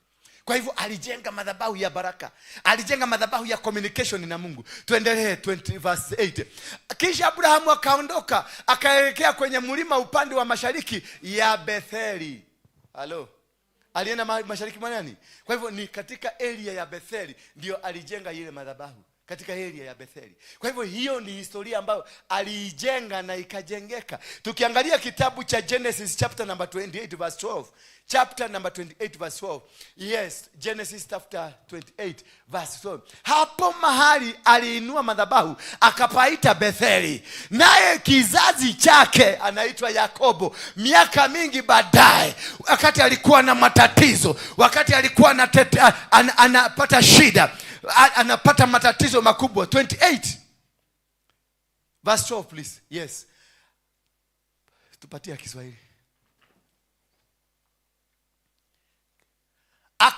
Sasa huyu ni Yakobo, ako kwenye shida, ako kwenye matatizo, maana ametoka kule kwa Labani, huko ndugu yake Esau anamtafuta. Akaota ndoto. Hebu tupatie verse 10. Kutoka verse 10 ndio tukamilishe hiyo sentence vizuri. Yes, Yakobo aliondoka Beerseba akaelekea Harani. Yakobo ni kijukuu ya nani? Ya Abrahamu. Alipofika pahali fulani akalala pale, kwa sababu jua lilikuwa limetua. Akatua jiwe moja la pahali pale, akaliweka chini ya kichwa chake, akalala.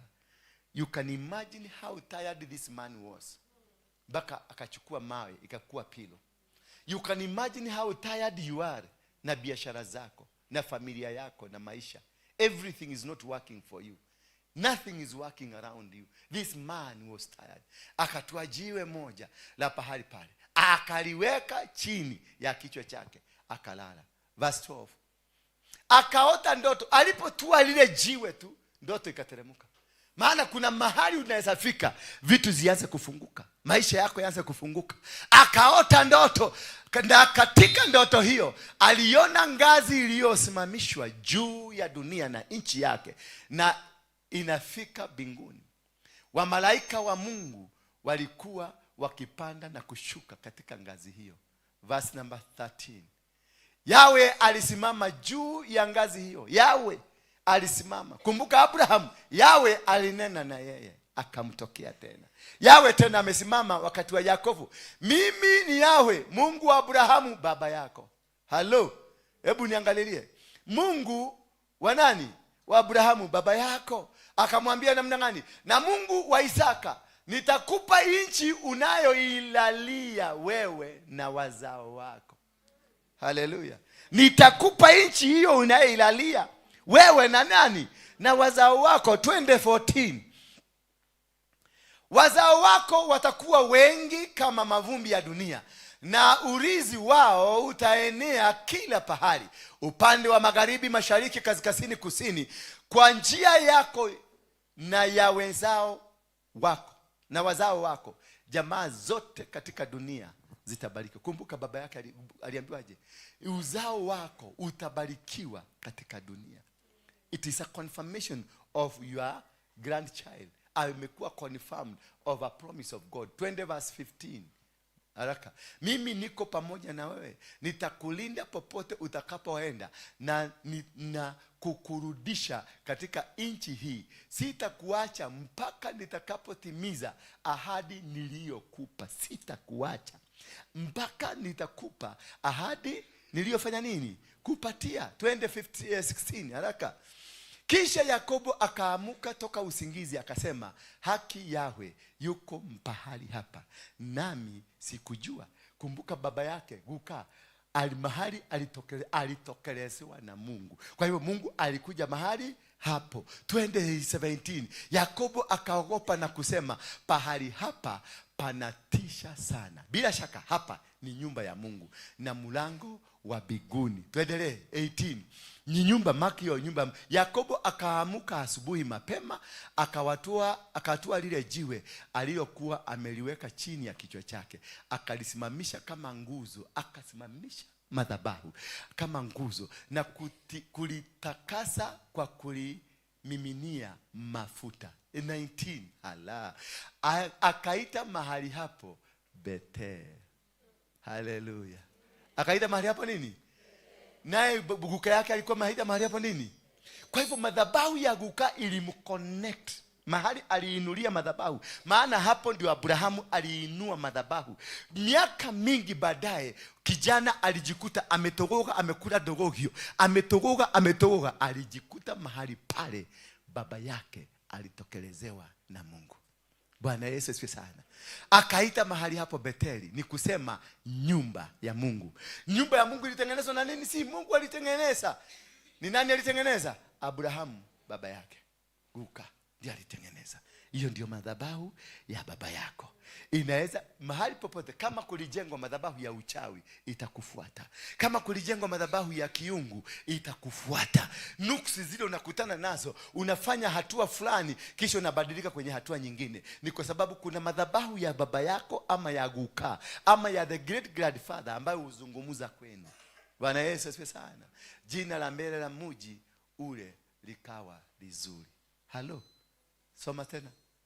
Jina la mbele la mji ule lilikuwa luzi. Mbeleni lilikuwa luzi. Akalibadilisha, maana madhabahu ya Guka ilinena, na akapaita Bethel. Nyumba ya nani? Ya Mungu. Sasa itabidi ubadilishe maisha yako kwako. Na kubadilisha maisha yako ni kuelewa madhabahu na kufanya madhabahu ya kiungu ambayo yatakusaidia katika kuelekea mbele, kushinda vita, kupigana, kuinuka. Haya, namba 20, tumalizie namba 20. Kisha Yakobo akafanya kiapo akisema, ikiwa Mungu utakuwa pamoja nami na kunilinda katika safari yangu, ukinipa chakula na nguo. 21. Kusudi nirudi katika nyumba ya baba yangu salama, basi wewe Yahwe utakuwa ndiwe Mungu wangu. Bwana Yesu asifiwe sana. Mwambie Yahwe utakuwa Mungu wangu. Kutoka leo Mungu atakuwa wako. Simama kwa miguu yako tuweze kufanya ibada hiyo, maana Mungu amekutendea. Hayo ndio madhabahu ya familia yaliyo na nguvu. Itakusababisha ufike mahali panatakikana. Itakusababisha uwe mahali pale unatakiwa uwe, kwa sababu there is power in the family altars. So you better go and study and know what kind of altars are your family, what kind of altars are your brothers and sisters. Ni madhabahu gani ya kwenu? Why do you have these challenges that you are facing? Why do you have these difficulties that you are facing? Ni kwa nini maisha yamekuwa magumu kwako? Ni kwa nini mateso yamekuwa mengi kwako? Why are you not penetrating? Why are you not succeeding? Why are you failing? Or why are you finding it possible to make it? There is the power ya madhabahu ya baba yako. Kuna power ya madhabahu ya Guka yako. Kuna power ya madhabahu ya your family, where you have come from. You need to identify it because it will locate you. That is why wewe ni mama na kila wakati ukiolewa lazima unajikuta uko na mwanaume na ni mchawi. Ama wewe ni mwanaume na kila siku ukipatana na mwanamke unakuta ako na kahistoria ka uchawi. Ni kwa sababu madhabahu ya kwenu ndio iliyemvuta. Madhabahu ya kwenu ndio iliyemvuta. That is why you always have a connection ya witchcraft. Bwana asifiwe sana. Unakuta wewe haukusoma vizuri, haukufanya mambo mazuri, lakini always you are succeeding. Watu wanashangaa, wanashindwa, ni nini unatumianga? Hakuna kitu unatumianga. Kuna connection ya madhabahu. Kuna connection ya the great grandfather. Ndiye anakujanga na kusimamia. Wakati unaenda kushindwa, anapigana vita zako. Wakati unaenda kuanguka, yule Mungu, maana alimweka Mungu, alilete Mungu na akainua madhabahu. Mahali Mungu alimzungumzia, akainua madhabahu. He raised an altar.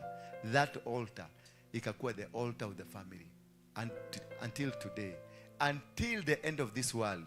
That will be the place of connection between you and the deity that your fathers were worshiping. The deity that your fathers were worshiping.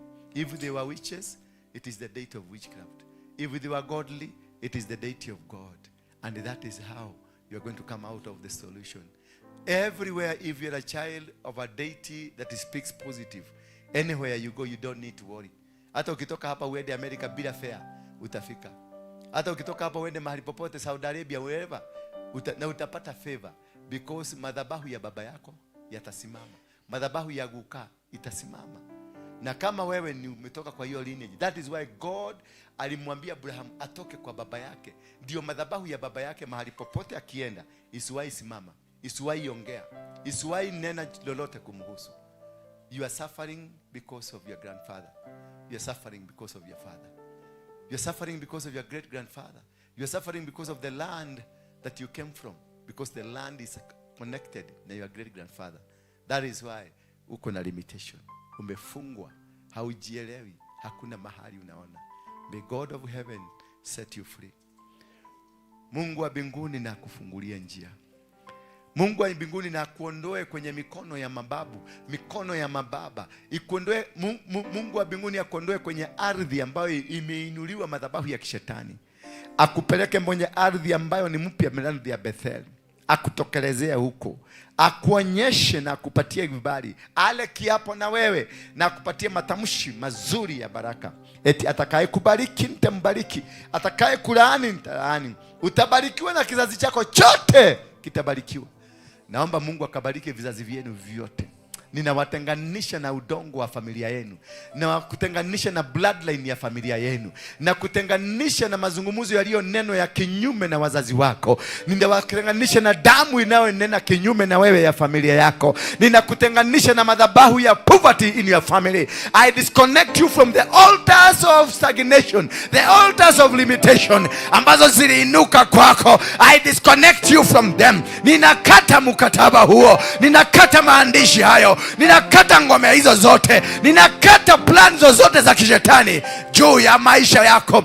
Yakobo alikuwa amefika mwisho, alikuwa amechoka, alikuwa anatamania kufa, lakini alipofikwa lile jiwe mahali grandfather alikuwa ameinua madhabahu, naye Mungu aliyezungumza wakati huo akamtokelezea. Huyo Mungu wa Yakobo ambaye alimtokelezea wakati amechoka na kutokelezea siku ya leo. Huyo Mungu wa Yakobo aliyetokelezea huyo wakati alikuwa amekata tamaa na kutokelezea siku ya leo. Ukalalie kajiwe, kisha ndoto ikukujie ya baraka za Mungu, ndoto ikukujie ya neema ya Mungu, ndoto ikujie ya ushindi wa Mungu. Baraka za kiungu ziteremuke. Milango ya shetani iliyokuwa imefunguliwa na ikafunguke. Geti za shetani zilikuwa zimefunguliwa na zifungwe. Milango na maneno yote ya kifamilia ya kudunisha ya umasikini na ikafungwe yote, na umasikini ukakuondoke. Huyu Mungu wa mbinguni akuteremshie na akupe baraka ya Bethel, nyumba ya Mungu. May you receive the grace of God. May you receive the power of God. May you receive the anointing of God. May you prosper. May you grow. May you grow into abundance. Isaka mwana wa Abrahamu alikuwa anasafiri akienda Egypt kwenda kutafuta mahali pa kulima, lakini Mungu akamtokelezea kule Ai, kwa sababu alikuwa na ahadi na baba yake. Aliambia baba yake kizazi chake chote kitabarikiwa. Alipokuwa kwenye safari zake za kwenda kutafuta Egypt chakula, Mungu akamwambia rudi, nitakubariki. Akarudi Negebu. Alipofika kule, Mungu akamtokelezea, akamwambia sasa utalima kukiwa na jua. Akamwambia hata kama kuna kiangazi unaenda kulima, maana niko na ahadi na baba yako, ahadi ya kuwa hautashindwa, ahadi ya kuwa hakuna kitu kitakulemea, ahadi ya kuwa hakuna kitu kitakwama. Na katika kitabu cha Genesis 24 Biblia yasema Isaka alilima kukiwa na jua, na alipolima na akavuna mavuno mengi sana. Licha ya ukavu akavuna mavuno mengi, na akawa tajiri mkubwa, mpaka akawa yeye ndiye anayesaidia serikali.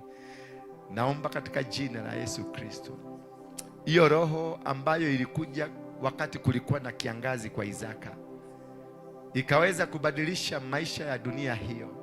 Akalima kukiwa na kiangazi, akapanda, akawa na mavuno mengi sana. Huyu Mungu aliyekuwa na Isaka siku hiyo akutembelee siku ya leo. Licha ya ukavu unaoupitia, licha ya ugumu unaoupitia, licha ya mambo mazito unayoyapitia, Baba wa mbinguni na akakuonekanie. Baba wa mbinguni na akakuonekanie. Yes, akuonekanie. Ardhi yako na ikakue ya kuvuna. Ardhi yako na iwe ya manufaa. Ardhi yako na ikuwe na chakula. Baraka za Mungu zishuke kwako. Walisema wewe ni tasa, kutoka leo wewe si tasa. Walisema wewe ni mgonjwa, kutoka leo wewe si mgonjwa. Walisema utakufa, wewe ukufi. Maana huyu Mungu amenena baraka kwako. Amesema hautashindwa, na kizazi chako kitabarikiwa maisha. Kizazi chako kitainuliwa. Kizazi chako kitapendeza. Maana kimempendeza Mungu. Kizazi chako kimependeza Mungu. Na hiyo minyororo walikufunga na ikatike sasa. Hiyo minyororo ya umasikini walifunga. Umeonewa, umedharauliwa, umechukiwa. Umeonewa na umedharauliwa, hawakupendi. Wameonea mpaka watoto wako. Wameonea wajukuu. Na sasa wanaenda kuonea vitukuu. Mungu aliyemsaidia, aliyeteremsha ngazi ambazo zilikuwa zimetoka juu mbinguni, akafungua macho ya Yakobo, akaona Mungu kule juu. Akasema mahali hapa kuna Mungu. Wacha na mahali hapa, kwenye moyo wako, kwenye mwili wako na maisha yako, Mungu na apatikane. In Jesus mighty name. Leteni sadaka zenu hapa.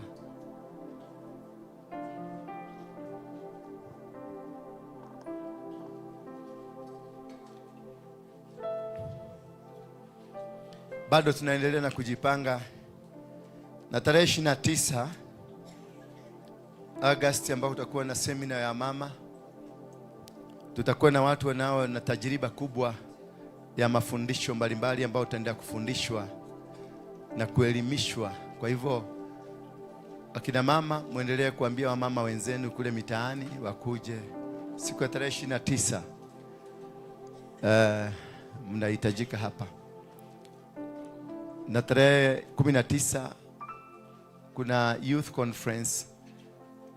Naomba kuzungumzia tu na vijana, tuwasaidie wakuwe wa baraka.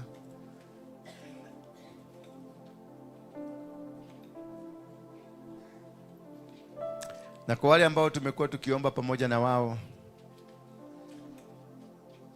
intercessor, tunarudi kutoka Jumanne, tunaregea kuomba. Wiki hiyo yote tutakuwa tukiomba asubuhi. Wale ambao ni intercessor ni wa hapa na wengine wa nje. Kama unaona una mwito huo, saa 11 asubuhi mpaka saa 3 asubuhi uko huru. May God hear your prayers. Yes. Sawa. Sasa hakuna shika. Huu ni mchanga ambao Abrahamu aliambiwa auache. Mchanga wa baba yake Tera. Akaambiwa utaenda mpaka ile nchi naenda kukubariki. Maana mchanga wa huo wa Tera ulikuwa umeinuliwa madhabahu ya kishetani na mizimu. Kutoka leo mizimu yote iliyoinuliwa juu ya mchanga huyu wa kwenu, wote ninaucancel, ninauvunja, ninausambaratisha. Nguvu zozote za kimizimu uganga, limitation, uchawi na vitu vyovyote vile vilivyopangiwa juu ya mchanga huu, nina cancel. Naachilia baraka kwako, naachilia neema yako. Ninakata kitovu kilichokuinukia kupitia kwa bloodline, kupitia kwa soil, kupitia kwa maeneo. Mungu wa mbinguni, na kudhihirishia kwamba milango yako yote imefunguliwa. In Jesus mighty name. God bless you.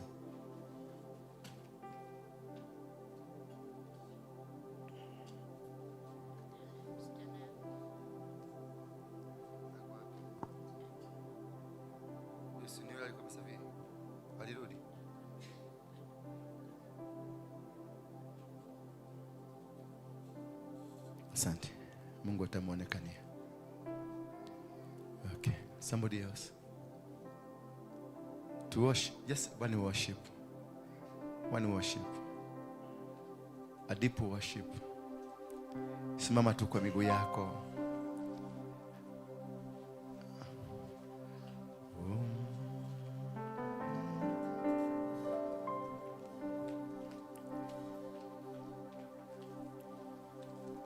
Quickly, where are the rest?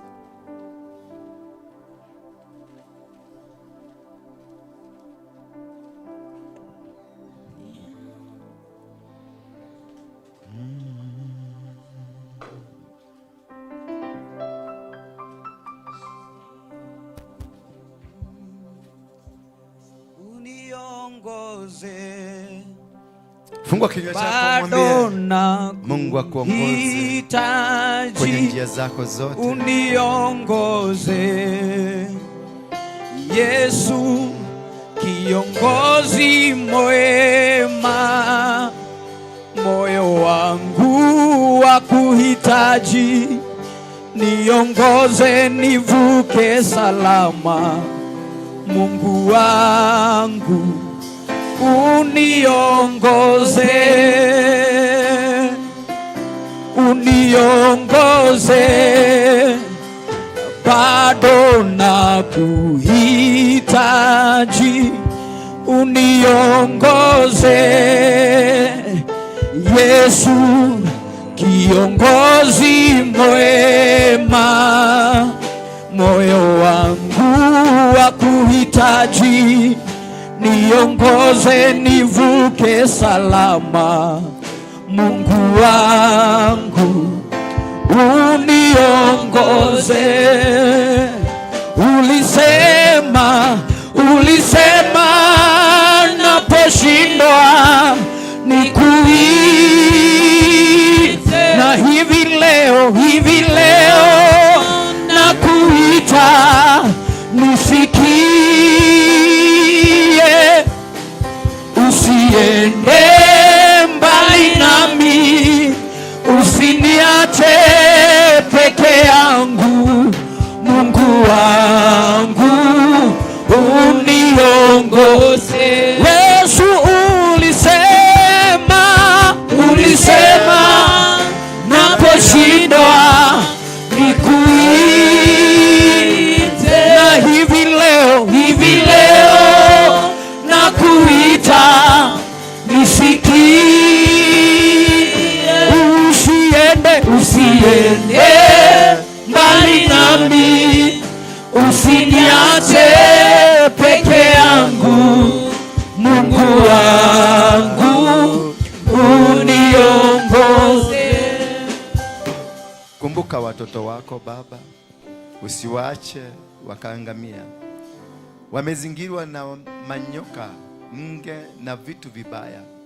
Wameinukiwa na wamepangiwa vita vingi. Pia mimi mtumishi wako Baba, nimezingirwa na maadui ambao wanataka kunimaliza. Najua kupitia kwa mkono wako Jehoshafat alikuambia tu, na akakwambia kwamba yeye ni mtumishi tu, na akakwambia kwamba wewe ndio uliwapatia ahadi ya kwamba utawapigania. Ninaisurrender, naachilia watoto wako hawa mikononi mwako. Nyumba hii naiachilia mikononi mwako, na hata mimi mwenyewe najiachilia mikononi mwako. Ukaweze kutupigania, ukaweze kutuongoza, ukatupeleke kule unakotaka tuende, ukatuinulie njia zetu, ukatufungulie milango yetu, na tuweze kuona utukufu wako. Naomba msamaha dhambi ambazo tumezitenda kwa makusudio. Tumekuwa washerati, tumekuwa wasengenyaji, tumepigwa watu ambao wamepiga wengine, tumejeruhi wengine, tumedunga wengine visu. Hatujakuwa wazuri kabisa kwenye nyumba yako. Ila tu Baba nakuomba, maana wewe ni Mungu mwenye baraka, mwenye rehema, mwenye vibali. Nakuomba tu utupe muda mwingine, utupe nafsi nyingine, maana tumekuja kutubu dhambi zako. Kuna wale ambao wanatutazama kwenye runinga zao. Mungu wakumbuke. Wako Germany, wako UK, wako Amerika, wako South Africa, wako Saudi Arabia, wako Uarabuni, kote katika dunia, mahali popote walipo. Wakumbuke kwa njia ya kipekee. Wakumbuke kwa njia ya kipekee Baba, na milango yao na ikafunguke. Neema yao na ikakubali. Madhabahu ya mababu isiwafuate mahali pale walipo. Baba, wakainuke, wakapata vibali. Nchi yoyote ile walio, wapata vibali. Na ni katika jina la Yesu Kristo naomba na kuamini. And now may the grace of our Lord Jesus Christ and the love of God and the fellowship of the Holy Spirit be with us now and forevermore. Amen. Thank you. We are meeting back at 3. Nani? Kuja.